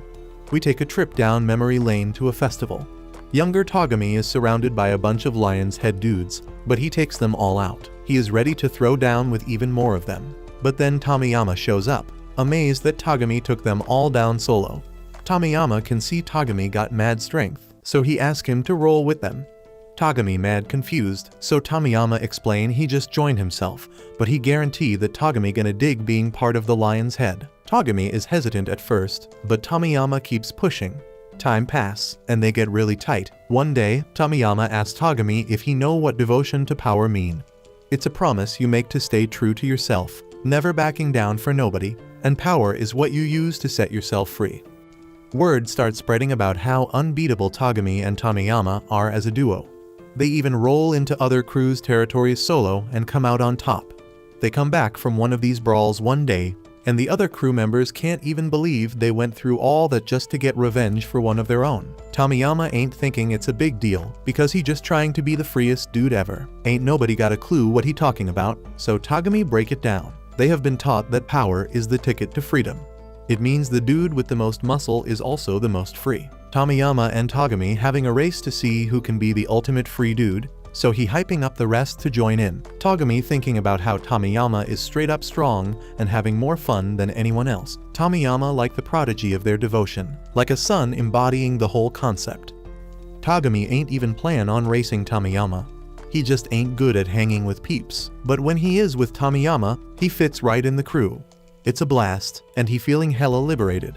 Togami thought having Tomiyama as the leader would make the crew even more free, but now he see he was wrong. One day, after Tomiyama take over as the boss of Lion's Head, he thinking about how the leader gotta be the strongest and the freest. Togami is down with that idea, but Tomiyama looking all messed up because he realizes it ain't fun at all. He decides the only way to fix it is if everyone in Lion's Head is as strong as him. Togami stoked to hear that and thinks Tomiyama want to train everybody up. Just then, some dudes from the crew roll in with a member who got wrecked by the Zinc boys. Togami ready to get revenge with Tomiyama, but he's straight up horrified when Tomiyama attacks the beaten up member. Tomiyama disappointed because the dude came back after getting crushed, and he explained that ain't gonna make him stronger. That means he can never be free, and that ain't no fun. That's when Tomiyama lay down the law that weak dudes ain't welcome in Lion's Head. He looking for Togami to agree, but Togami is still shocked. Togami is sure this ain't gonna make nobody stronger, but Tomiyama reminding him he the boss. He is the toughest and the freest, so he calling the shots. Then Tomiyama straight up tells Togami that if he ain't getting it, he better bounce. Togami straight up tripping about what he hears, but he agrees to do what Tomiyama says. He agrees to spread the word about Tomiyama's beliefs, and he even agrees to lay down the beatdown on anyone who go against them. But Togami got one favor to ask. He wants Tomiyama to always keep smiling around everyone. It's on that day that Togami decides he gonna get dirty and covered in mud, because Tomiyama is like the sun, and the sun gotta be loved by everyone, even if it means blinding them with power to be free. Togami swears he gonna keep this version of Lion's Head going till the sun shines again. Now back to the present, the dude's still going at it, but everyone's straight up shocked when Sakura starts taking charge.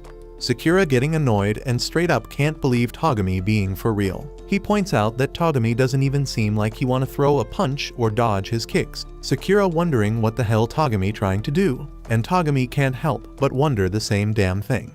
Sakura's just dodging some of Togami's attacks, but he can sense something ain't right. There's confusion in Togami's fists. Sakura thought they picked this fight because they knew everything, but Togami clearly clueless. Sakura wants answers, so he straight up asks Togami why he started throwing punches at those dudes. He figured anyone with power could do whatever the hell they wanted in Lion's Head. But he's shocked when Togami explains that scumbags ain't welcome in this turf. Turns out Togami was trying to clean up their crew, get rid of all the scumbags.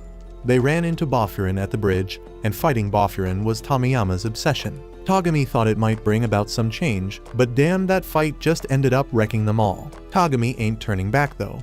He made the wrong choice that rainy day, and he's sticking to this messed up path. Sakura ain't having it and asks what the hell Togami's trying to accomplish. He's shocked when Togami straight up says he wants to head to the mountains. Sakura don't give a damn about any of that. He straight up points out that Togami's one of the scumbags he's trying to get rid of. The dude's doing scumbag stuff, and Sakura thinks he's hella lame for it. Sakura wants Togami to realize that himself, so he's gonna do it by winning this fight. Once that happens, Sakura's certain Togami will stop being a lame ass and become an awesome dude he can actually fight against. Togami thinks Sakura's being selfish, but Sakura don't give a damn. That's just how it goes when you push your will through in a fight. As Sakura launches his attack, he declares that no matter how strong his opponent is, even if they saved his life, he never looks away or changes who he is. That shit triggers Togami's memory once again. He remembers how shocked he was when Tomiyama told him he could bounce from Lion's Head if he didn't like his vision. Togami decided to do all the dirty work so Tomiyama could keep smiling with everyone. Sakura's attack lands, and so do his words. Togami starts laughing as he gives props to Sakura for pushing his buttons really good. Togami throws a punch at Sakura, and Sakura's glad because he can tell Togami's finally getting serious. Sakura throws the nickname Shaggy at him, but Togami ain't having it. He kicks off his sandals, getting ready for a real deal fight, and demands to be called by his real name. Togami's finally ready to throw down, so he calls Sakura by his name and tells him it's time to fight. These two fighters go all out, landing mad attacks on each other. The crowd goes dead silent. watching this straight-up brawl go down. Ain't no holding back from either of them. But the crowds freaked out because they noticed Sakura and Togami both laughing their asses off, even though they're beating the crap out of each other. Shit gets real brutal as they straight up wreck each other with a barrage of attacks, but they're both loving every second of it. Suo's watching in awe because he had no clue Sakura was this damn good in a fight. Nairi don't really get why, but he's tearing up because their fights touched his heart for some reason. Even Haragi and Yumemiya are impressed with Sakura. But Tomiyama's just silently watching the whole thing. Sakura keeps going at it, but something's messing with his head. He's supposed to be fighting some dude who does lame-ass stuff, so he can't figure out why fighting Togami feels so damn right. Sakura's also surprised because he's never been called by his name during a fight before. Togami's doing some thinking of his own, noticing that Sakura's having a damn good time in this brawl. And that ain't all, because he can tell Sakura's moving better with each damn moment. Togami can't even hide his own enjoyment. He tells Sakura to bring it on, and they both charge at each other. The fight hits its peak when they both kick each other square in the face at the exact same time, and collapse to the ground. Nairi's horrified, but these two fighters just keep laughing. Togami never knew fights could be this damn enjoyable, and Sakura feels the same way. They've been at it long enough though, so they decide to end this madness. These two charge at each other once again, getting ready to throw their most powerful punches. But then Togami starts thinking about what Sakura said, how he ain't ever gonna change who he is for anyone. And that shit hits Togami hard because he realizes he should have fought back against what Tomiyama told him that day. But instead he looked away and didn't stay true to himself. Togami couldn't push through his own identity, but he sees that potential in Sakura. He knows Sakura's gonna become even stronger because he ain't afraid to assert his own will. No matter who he's up against, Togami just hopes Sakura never loses that. So he decides to hold back on throwing his punch, and in his mind, he thanks Sakura for helping him understand. Sakura's punch actually lands, and Togami declares he can't move no more and gives up. The crowd's stunned because they ain't never heard those words from Togami. The dude who charges in laughing even in dangerous situations. Even the Bofferin guys are speechless. But Sakura's really pissed off because he doesn't get why Togami's just giving up like that. He ain't happy with how the fight ended, and demands to know why Togami chose to lose on purpose. Sakura gets interrupted by hyped-up Tomiyama, who says he wants to fight Sakura someday, but right now Tomiyama's ready to throw down with Yumemiya. Togami urges Tomiyama to call off the whole fight because he's realized he was in the wrong. Tomiyama's too amped about fighting Yumemiya to listen, so Togami keeps insisting. But then shit gets real when everyone's shocked to see Tomiyama attacking Togami and telling him to shut the hell up. Tomiyama claims Togami lost, so he gotta quiet down. And that sets Sakura off big time. He goes to punch Tomiyama, but out of nowhere Yumemiya shows up and stops him. Yumemiya explains it's time to switch places, but Sakura's so damn angry he can't back down. Yumemiya points out that Sakura must have had a deep-ass conversation, and defending Togami is proof of that. Togami is then shocked when Yumemiya asks if he can just leave the rest to him. Togami gives the green light, so he bounces from the stage, and Sakura does the same. Sakura, in his usual pissed-off mode, straight up tells Yumemiya that he's gonna whoop his ass if he loses to Tomiyama. As Sakura struts off the stage, he can't wrap his head around why he's feeling so damn angry about Togami getting attacked. He ponders how Yumemiya seemed all stoked about him having a proper conversation, but Sakura still can't get it, because he didn't hear no words from his fists. Nairi catches Sakura before he falls, and the crew welcomes him back. Haragi knows Sakura ain't digging how the fight ended, but he breaks it down that it was Togami's way of settling things. And on top of that, Haragi gives props to Sakura for doing real damn well. But Sakura still doesn't know how to take a compliment. Tomiyama's pumped as hell about finally getting to throw down with Yumemiya, but Yumemiya wants to ask him something first. Yumemiya wants to know if Tomiyama felt anything watching Togami and Sakura go at it. Tomiyama's clueless as hell, so Yumemiya says it's a damn shame. Tomiyama doesn't know why it's a shame either, but he don't give a damn. All he knows is it ain't fair how Boffurin's got so many strong peeps, and it's nothing like Lion's Head. Tomiyama realizes everyone in his crew is weak as hell, and he figures that's why he can't be free. The crowd's straight up shocked to hear Tomiyama talking like this, and they can't believe that's how he really thinks of them.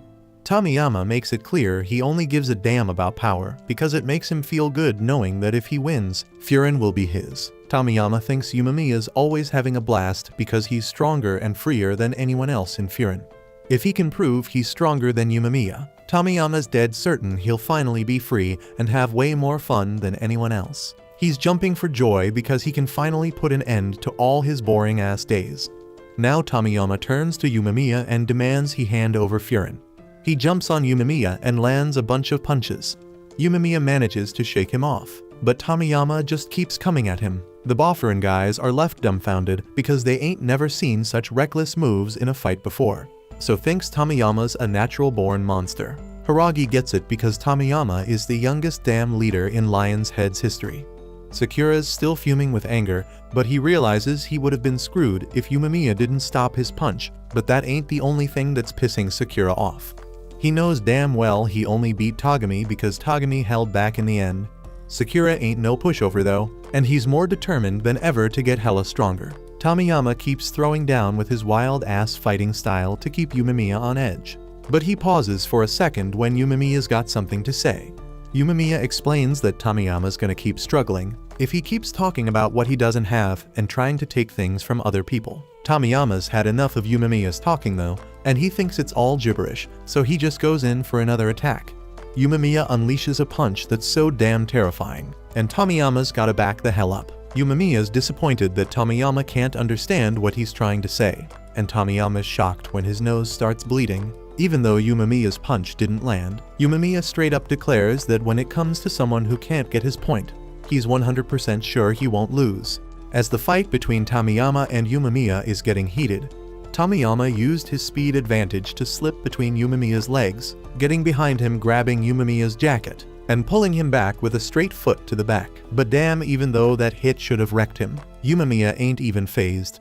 Dude turns right around and throws another death punch at Tomiyama. Tomiyama is quick on his feet, dodging once again, but he can't figure out what he's doing wrong.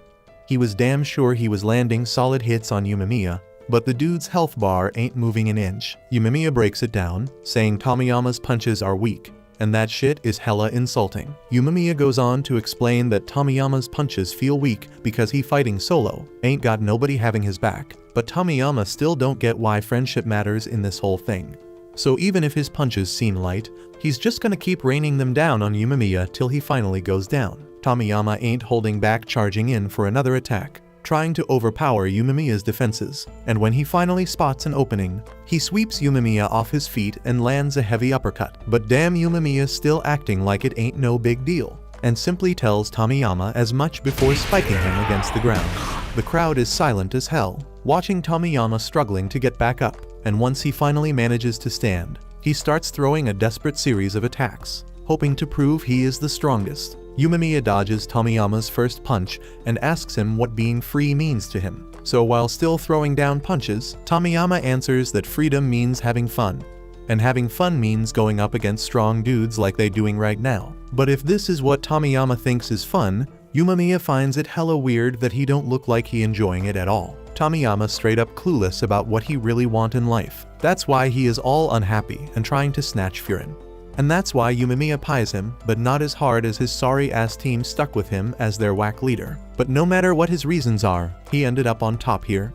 So Yumamiya gonna show him how a true leader should roll. While everyone watching, Yumamiya straight up laying a beat down on Tomiyama, with no chance for him to fight back. Nairi start talking about how damn glad he is to be at Furin Academy and have Yumamiya as his leader. Back on stage, Tomiyama still ain't getting what Yumamiya means when he's saying he should treat his peeps better. There was a time when everyone was having fun, but that was a long time ago, and he still doesn't get why things gotta change from how they used to be. Tomiyama got so much he don't understand, and he is tired of folks bringing it up. So he gives up and declares he ain't trying to steal Yumamiya's crew no more. He doesn't need them or anything else. For that matter, Tomiyama's world has been dull and gray for ages, barely remembering when things turned out like this. To him the world is all dry and icy, but nothing he do can change it. So he has been wondering what he missing to bring some color back. But now he just don't give a damn no more. He accepted that his heart a lifeless wasteland. Nothing gonna make it different. So he don't need nothing at all. Dude might have gone a little crazy, and Yumamiya noticed the shift in his mindset. So as Tomiyama came at him, He just let himself get hit. Even as he gets wrecked on the ground, he ain't fighting back. And that got Sakura all pissed off, jumping up in anger. Yumemiya said he ain't losing, so why is he putting on this weak-ass act? But then Kyotaro tells Sakura to shut it, sit down, and let Yumemiya do his thing. Once Tomiyama finally wears himself out by punching Yumemiya, Yumemiya apologizes to him for backing him into a corner with such a tough question. But if he keep destroying everything around him and hurting others in his quest for answers, things always gonna stay the same for him. Tomiyama ain't trying to hear no more from Yumemiya, so he straight up bites his throat, drawing blood and all. I don't know what kind of throat exercises Yumemiya been doing, but he don't even flinch, like his windpipe getting crushed don't bother him. Instead, he trying to comfort Tomiyama and tell him the answer he looking for been inside him all along. That makes Tomiyama stop chomping on his neck. So Yumemiya asked him if he remembered the last time Lion's Head and Furin got into a fight. In the end, that shit was just a big misunderstanding. But back then, when the fight got broken up, Yumemiya saw clear as day that Tomiyama was having fun with his crew. Back then, Tomiyama's punches packed a punch, unlike now, and he had a lot more heart in him back then too. Yumemiya want Tomiyama to think back to those times and realize what he gotta change. Yumemiya gets up and start getting closer to Tomiyama.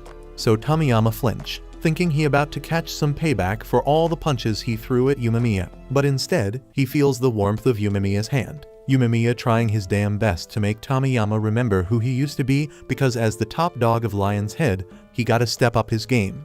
And to make sure he get it, Yumemiya hit him with a headbutt that knocked him the hell out.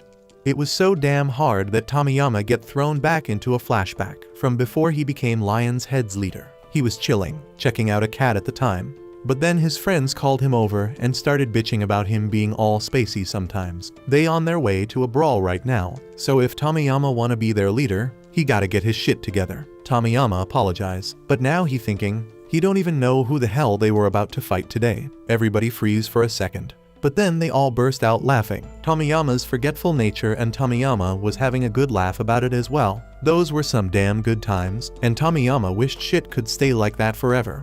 But as we all know, things changed real quick, and it went downhill. Tomiyama is left all alone in the dark, figuratively walking on broken glass. He ends up falling through, and that's when he finally realizes he must be dreaming. But even if it is just a dream, Tomiyama feels good getting to relive the good old days. Dude woke up and saw Togami standing there, wearing a sad face, and he don't get why. But then it hits him, it's because he lost to Yumemiya. Anyway, he starts spilling about the dream he had, where everyone was smiling and having a blast. Seeing that shit made something click in his head, and now he gets it. The only way he can truly have fun is when everyone around him having a good time too. Togami apologized to Tomiyama for not having his back when he needed it. They had no clue what he was going through, so they dipped and left him alone. Togami couldn't stand seeing Tomiyama hurting others, and he couldn't forgive him for crushing his dream. Tomiyama had no idea about Togami's dream, which was to have everyone love Tomiyama. That's why when Togami saw the look in his eyes, even though he knew it was messed up, he turned a blind eye and let Tomiyama spiral down that messed up path. But after throwing down with Sakura and learning about his ideals to never back down, Tomiyama realizes that as a Lion's Head member, he should have confronted him right then and there and made his feelings known. He apologizes again for not talking to Tomiyama and leaving him alone to deal with his confusion, because he couldn't be there for him. Tomiyama ended up losing what mattered most to him. Tomiyama tells Togami that he busted his ass to become top dog because he thought it would bring him the most fun ever. It was like chasing a treasure chest at the top of a hill. He was psyched because something fun was gonna go down once he reached it. But when he achieved his goal and opened that chest, what did he find? A big fat load of nothing. Dude felt nothing and had nothing to look forward to. And that shit scared him. He felt empty inside, and no matter what he did, he couldn't fill that void. He knew he had to fix it, but he had no clue where to start. Over time, his world got darker and darker. After struggling with it for a while, he started blaming the whole team for his lack of fun. He started thinking that it was because the whole damn team was weak and that he wasn't having a good time. So he figured if he only let strong people join Lion's Head, then they could all be free and have fun together. He tells Togami straight up that he ain't to blame for any of the shit Tomiyama lost. He finally realizes that he's the one who threw away all the dope friends he had. Thinking back to the times when he used to laugh his ass off with everyone around him, He had always been living free, but he was too blind to see what he had until it slipped away. And to make it worse, he's the one who destroyed it all with his own damn hands. If it wasn't for Togami, Lion's Head would probably be nothing but a memory by now. Togami don't want to take credit for anything, but Yumamiya told him not to mess with the people close to him. He apologizes for all the pain Togami had to go through and thanks him for trying his damn best to keep things rolling with a messed up leader like Tomiyama. You can't even imagine how heavy that burden was. So he keeps apologizing while tears start flowing down his face. Eventually, he stands up and thanks Togami one last time for all he's done, but it's time to put an end to this and make things right. He walks over to Yumamiya, who's been chilling at the edge of the stage, and takes off his jacket, leaving everyone in shock. Tomiyama lost the damn match fair and square, so he's stepping down as the leader of Lion's Head and passing the reins to Yumamiya, just like they agreed when they set up this duel. He asks Yumamiya to please take care of everyone there for him. But Yumamiya never wanted to be in charge of Lion's Head in the first place. That dumb bet was all Tomiyama's idea from the start, and Yumamiya never planned on taking over if he won. Plus, he ain't looking to deal with a big-ass crew, because he already got his hands full with all that hierarchy crap, and he straight up hates boring stuff like that. But since Tomiyama keeps insisting, Yumamiya offers an alternative. From now on they'll all just be friends with each other, and they can call today's fight a damn group hangout session or something. With that, he addresses the crowd and thanks them all for showing up to watch the fight. The crowd is hella confused, but for the first time in a while, Tomiyama genuinely laughs because Yumamiya's hilarious as hell. And now that everything's settled, Yumamiya tells everyone to pack up and head home. After that, Yumamiya asks if there are any good takeout joints nearby, and when questioned why he wants to know, Yumamiya straight up says he wants to throw an after-party to celebrate the end of the tournament. So once they bounce from the theater, everyone heads up to the rooftop where they lay out some cardboard and have a feast. Yumamiya is feeling the food so much that he starts chowing down like a beast, while the others take more chill bites. Nairi can't believe they still got appetites after going through all that, and Suo ain't touched a damn thing either. So Nairi's glad he ain't the only one here with no hunger. But Suo says he's just on a diet, that's why he ain't eating. Meanwhile, Sakura is trying to figure out how the hell Yumamiya can calmly eat with Tomiyama after the beatdown they just had. If you can even call what Tomiyama was doing a fight. Sakura knows he could never forgive someone for pulling that kind of crap. But Yumamiya don't seem to give a damn. Actually, he's more concerned about the fact that Togami ain't touched no food yet.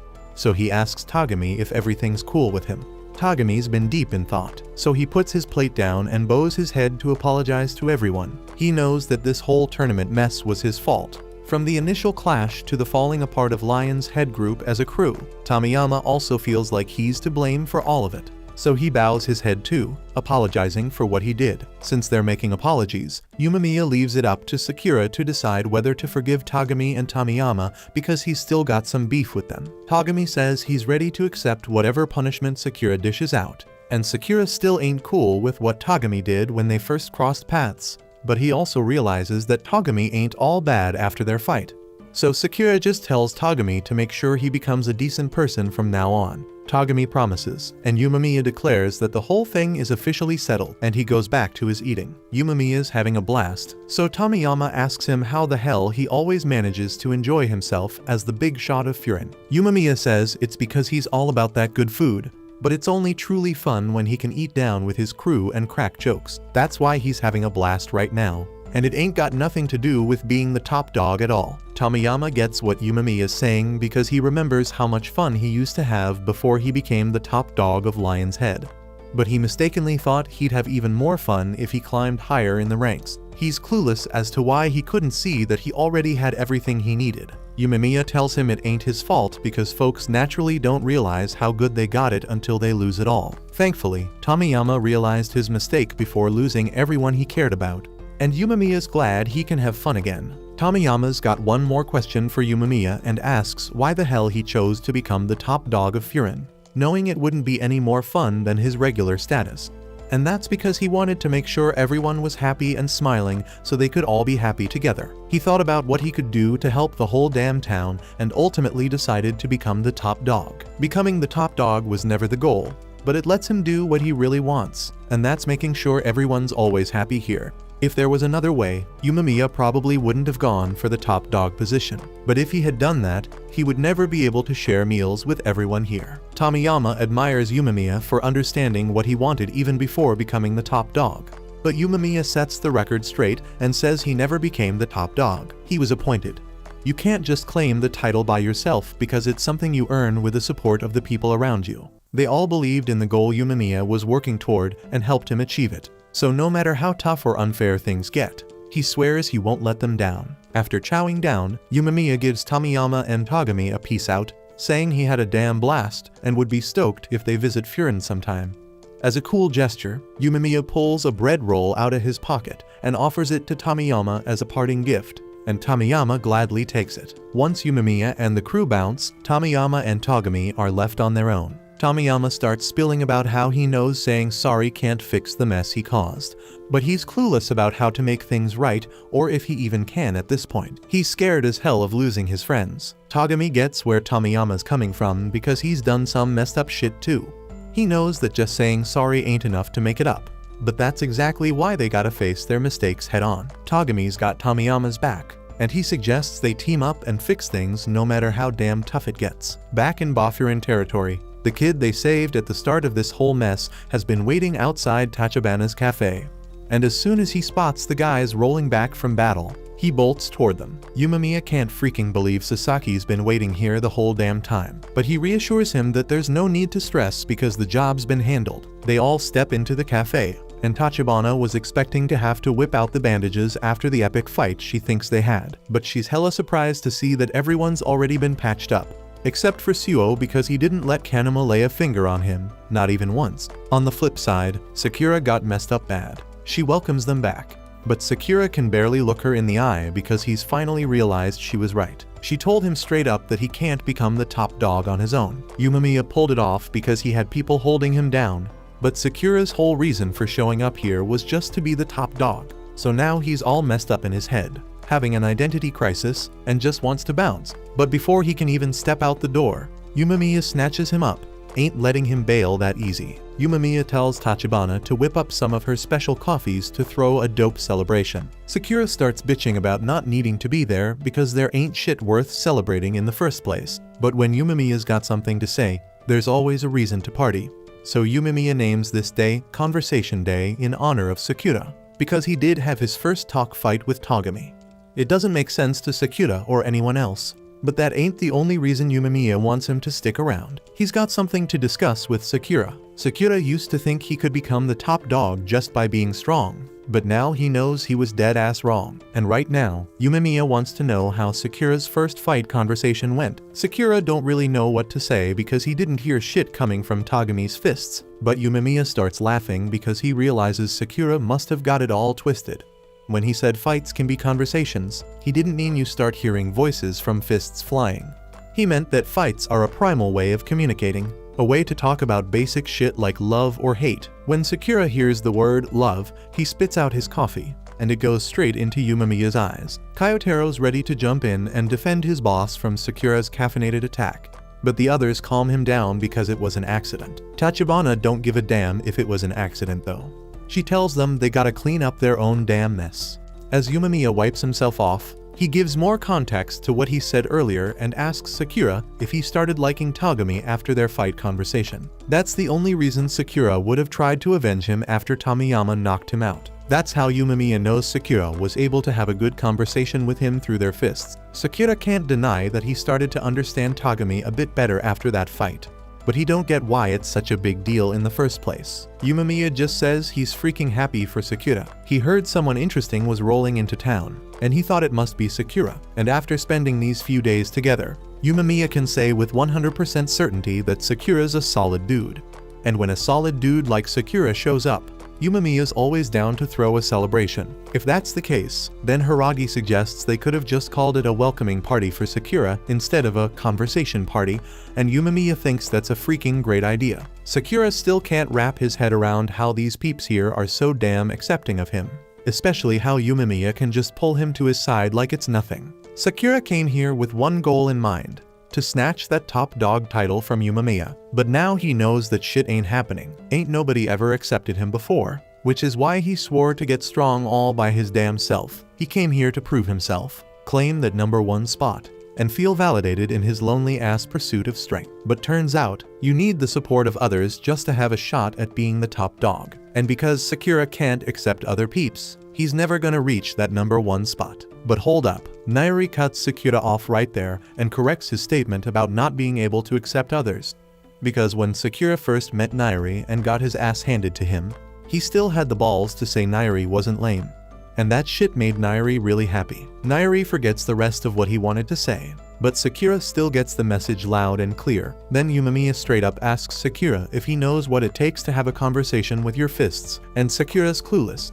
So Yumemiya breaks it down for him. To have a real talk with your opponent, you gotta be willing to face them and actually want to get to know them. And Sakura was able to do just that. Yumemiya ain't saying Sakura gotta suddenly accept everyone around him, but if he wants to learn how to accept peeps, he at least needs to start by facing them head on. The fact that Sakura was able to do that with Togami is proof that he still wants to believe that folks around him can be good, and if he can learn to accept people, he can achieve any damn thing he sets his mind to, even becoming the top dog.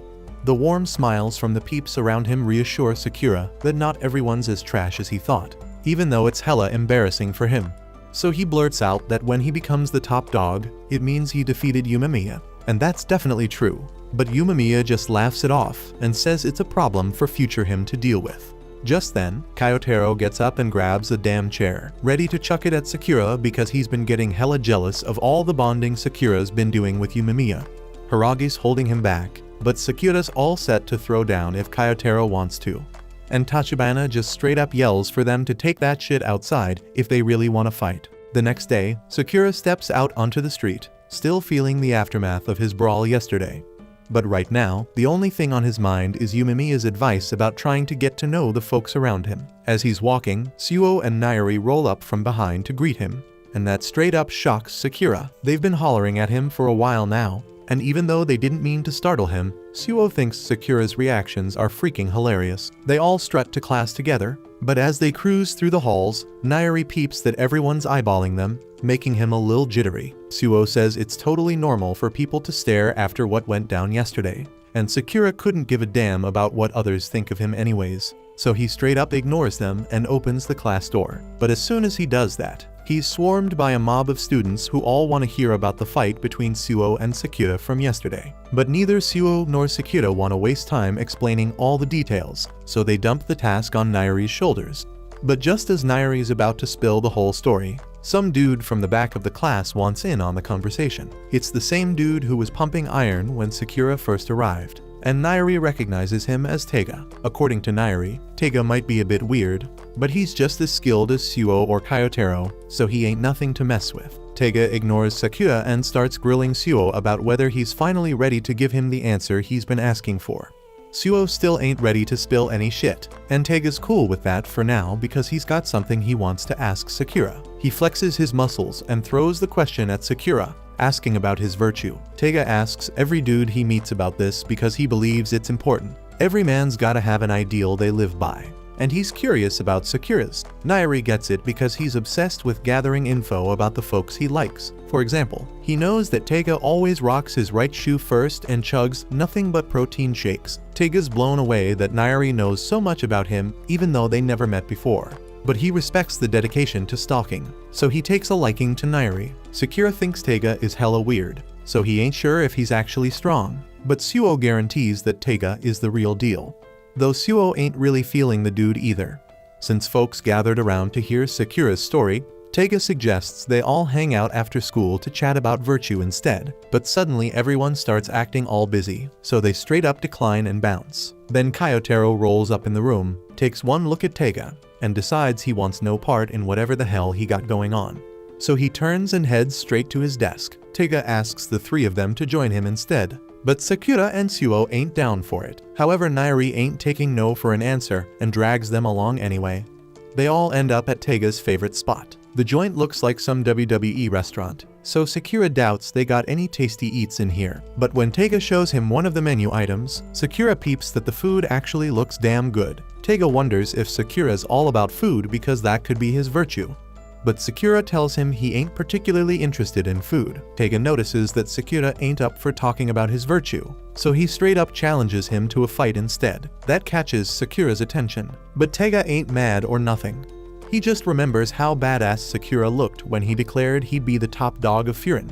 So there's no way he don't have some kind of virtue in him. But if he ain't feeling talking about it with words, then Taiga wants Sakura to show him with his fists instead. Sakura is all in for a good fight, but their attention gets pulled to the front door as one of their classmates walks in. Sakura recognizes Mitsuki, but he also peeps that dude's holding hands with a girl. Sakura ain't never done that before, so he feels defeated and hangs his head. Mitsuki greets his classmates, but as soon as he spots Taiga, he decides to take his date to the back of the restaurant to keep as far away from his weirdness as possible. Nairi is hyped to see Mitsuki there because it means 4 out of the 5 strongest peeps in the first year class are all chilling together at once. Taiga's stoked to see Nairi having a blast, and Nairi starts talking about how Mitsuki used to go to some fancy-ass rich kid's middle school, but that didn't stop him from straight up whooping older troublemakers all by himself.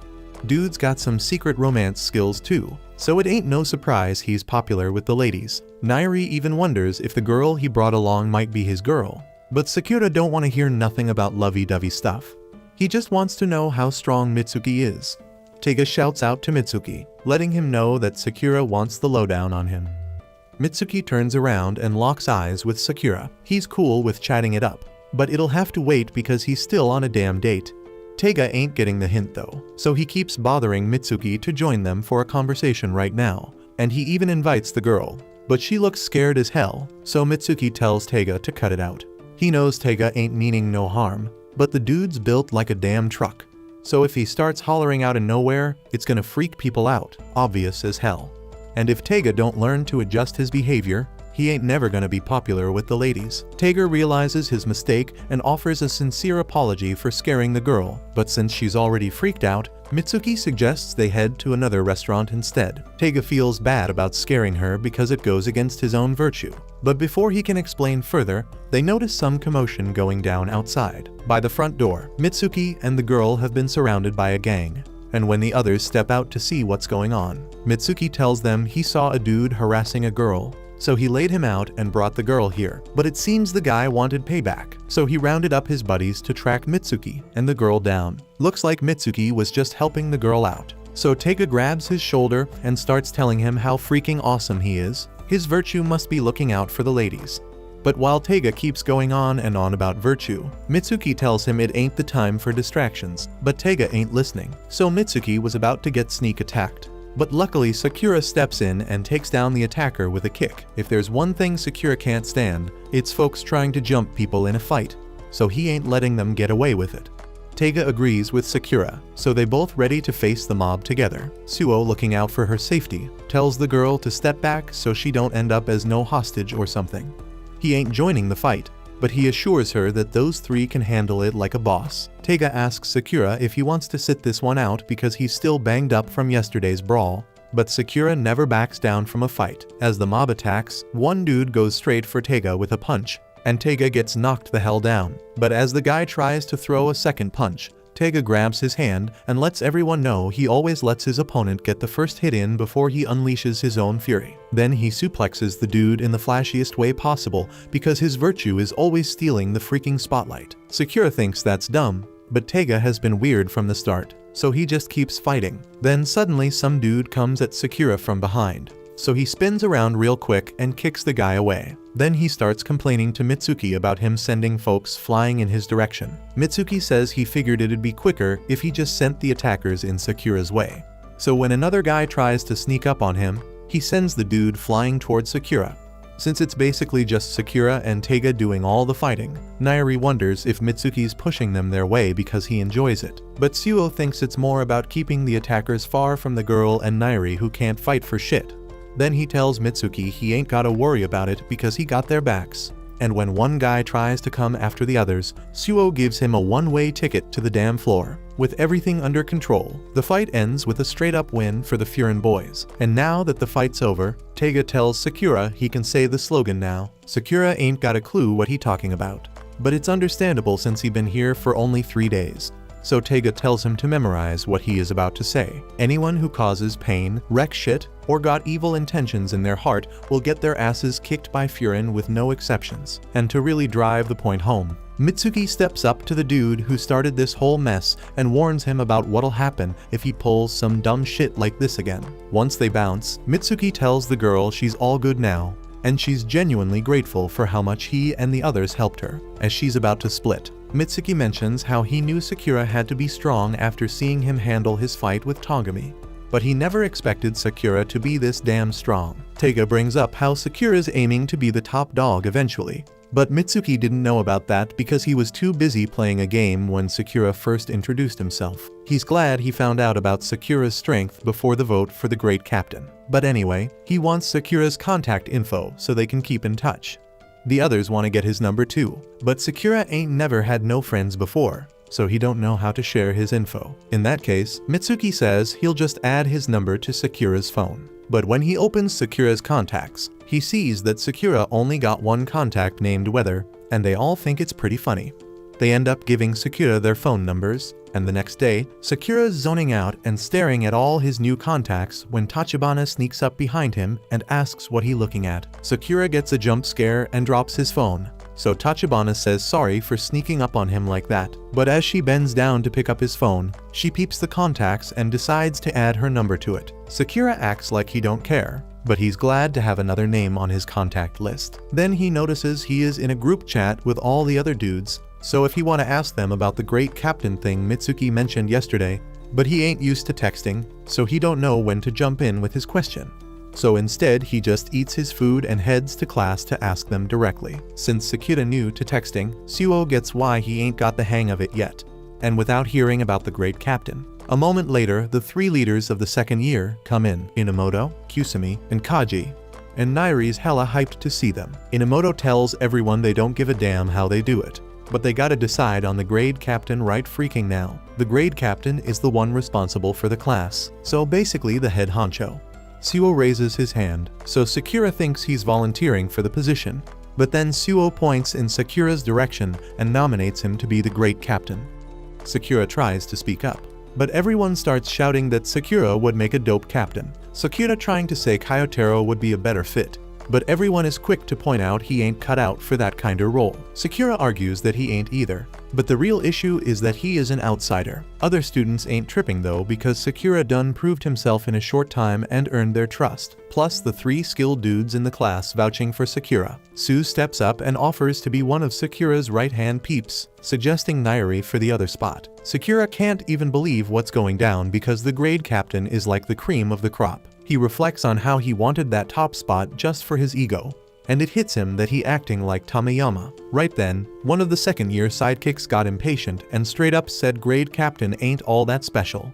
Dudes yelling hella loud, but everyone getting shocked when he takes off his headphones and his voice goes back to normal. Turns out he has been blasting his music way too damn loud. Got folks wondering if he is about to blow out his eardrums. He decides to settle things and straight up tells Sakura to take the captain role. He points out ain't nobody expecting Sakura to be flawless, and if things don't go well, they can always swap him out for someone else. Sakura gets mad and tells the second-year captain that he should be the one deciding.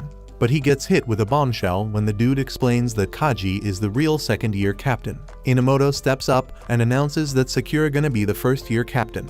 But Sakura is quick to remind them he ain't agreed to anything yet. Inamoto reminds Sakura he just said the captain gotta make the call, and Kaji already did. Everyone trying to reassure Sakura that he gonna be just fine, except for Kyotaro who knocked the hell out.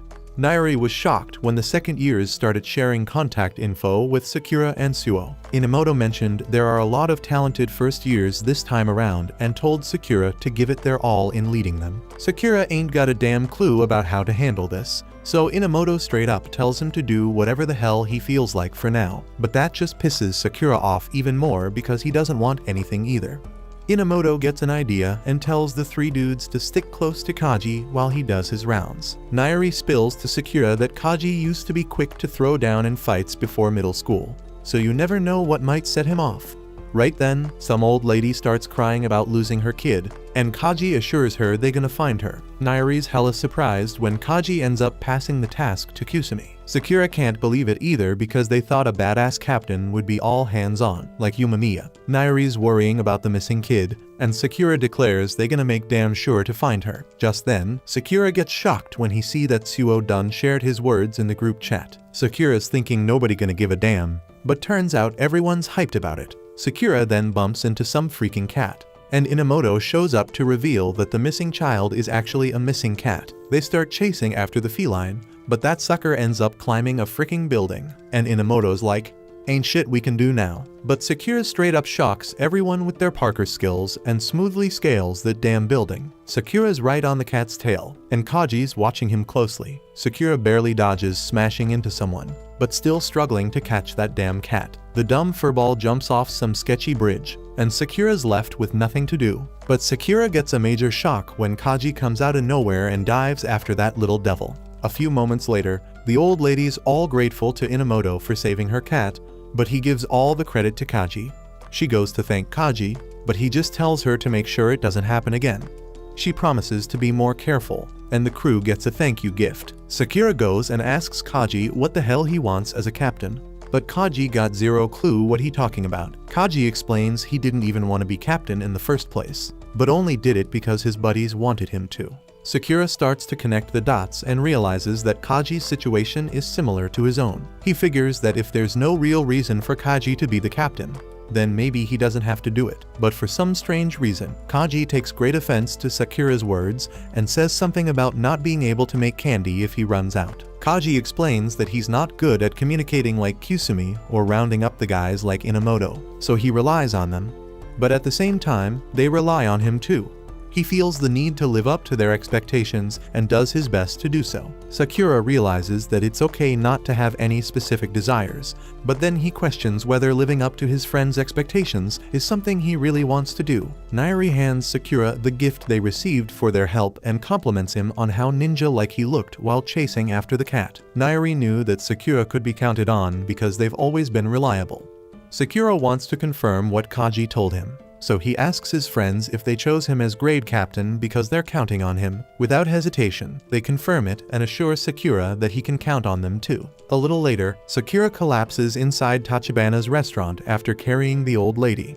The old lady jokingly wonders if she's gained weight, but Sakura brushes it off. Although he looks exhausted, Tachibana notices his tired appearance and suggests that he hasn't been getting enough sleep. She hits the mark, but Sakura decides not to let her know that he spent the entire night pondering his role as captain. Sakura gets surprised when Tachibana asks if his class has chosen a captain yet. She realizes that it must be him and expresses her belief that he'll make a great captain. Sakura, however, points out that he doesn't know what to do. Luckily, Tachibana offers some simple advice. If he's unsure, he should start with what he can do. Sakura can't argue with her wise words, but tells her to stay out of it nonetheless. Tachibana continues to offer valuable advice, suggesting that remembering his classmates' names and faces is something he can do.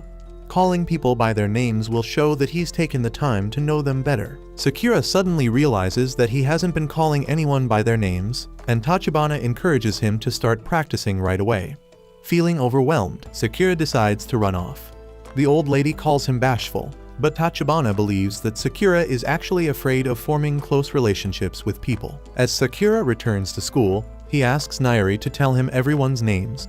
His sudden interest in getting to know everyone surprises his friends, and Sakura simply explains that it wouldn't hurt to know more about them. His friends playfully question whether he even knows their names, which offends Sakura. Nairi continues naming the students, but one named Anzai appears upset and leaves the class. Just then, an announcement is made for the first captains and their secondaries to meet on the roof. Nairi eagerly wonders what it could be and urges Sakura to hurry up. When they arrive, they find that everyone else is already there, and Kyotaro is working on some gardening. Inamoto explains that the first captains and secondaries are mostly guys who were famous during their middle school days. The second-year students are mainly those who carried over their captain positions from their first year in secondary school. Suo has already talked to most of these guys, but Sakura feels overwhelmed because he now has even more names and faces to remember. Sensing Sakura's stress, Nairi begins going over everyone's names. Sakura can't believe that Nairi knows all the names of the captains, but Nairi points out that he actually knows the names and faces of everyone at the school. Even Suo is shocked to hear this, and Nairi explains that he recently borrowed the school roster to memorize all the names. Nairi knows that he isn't particularly useful in a fight, so he thought he could make Sakura's life a bit easier by memorizing everyone's names for him. He is determined to help Sakura reach the top, just as he promised. Impressed by Nairi's contribution, Suo decides that he will be their negotiator. The other guys are a bit confused, so Suo explains that he's skilled at persuading others to accept his requests. Suo declares that they should all do their best, and Sakura is impressed by how well they know their own strengths. Sakura leaves those tasks to his friends, and they are shocked when he calls them both by their names. Yumemiya shows up with more students, but Sakura becomes annoyed at the thought of having to remember even more names, especially the names of the grade captains. However, Nairi is terrified as he explains that those people are not grade captains, they are the 4 Knights of Furin High, along with their secondaries. Thanks for watching. Subscribe to not miss the next part.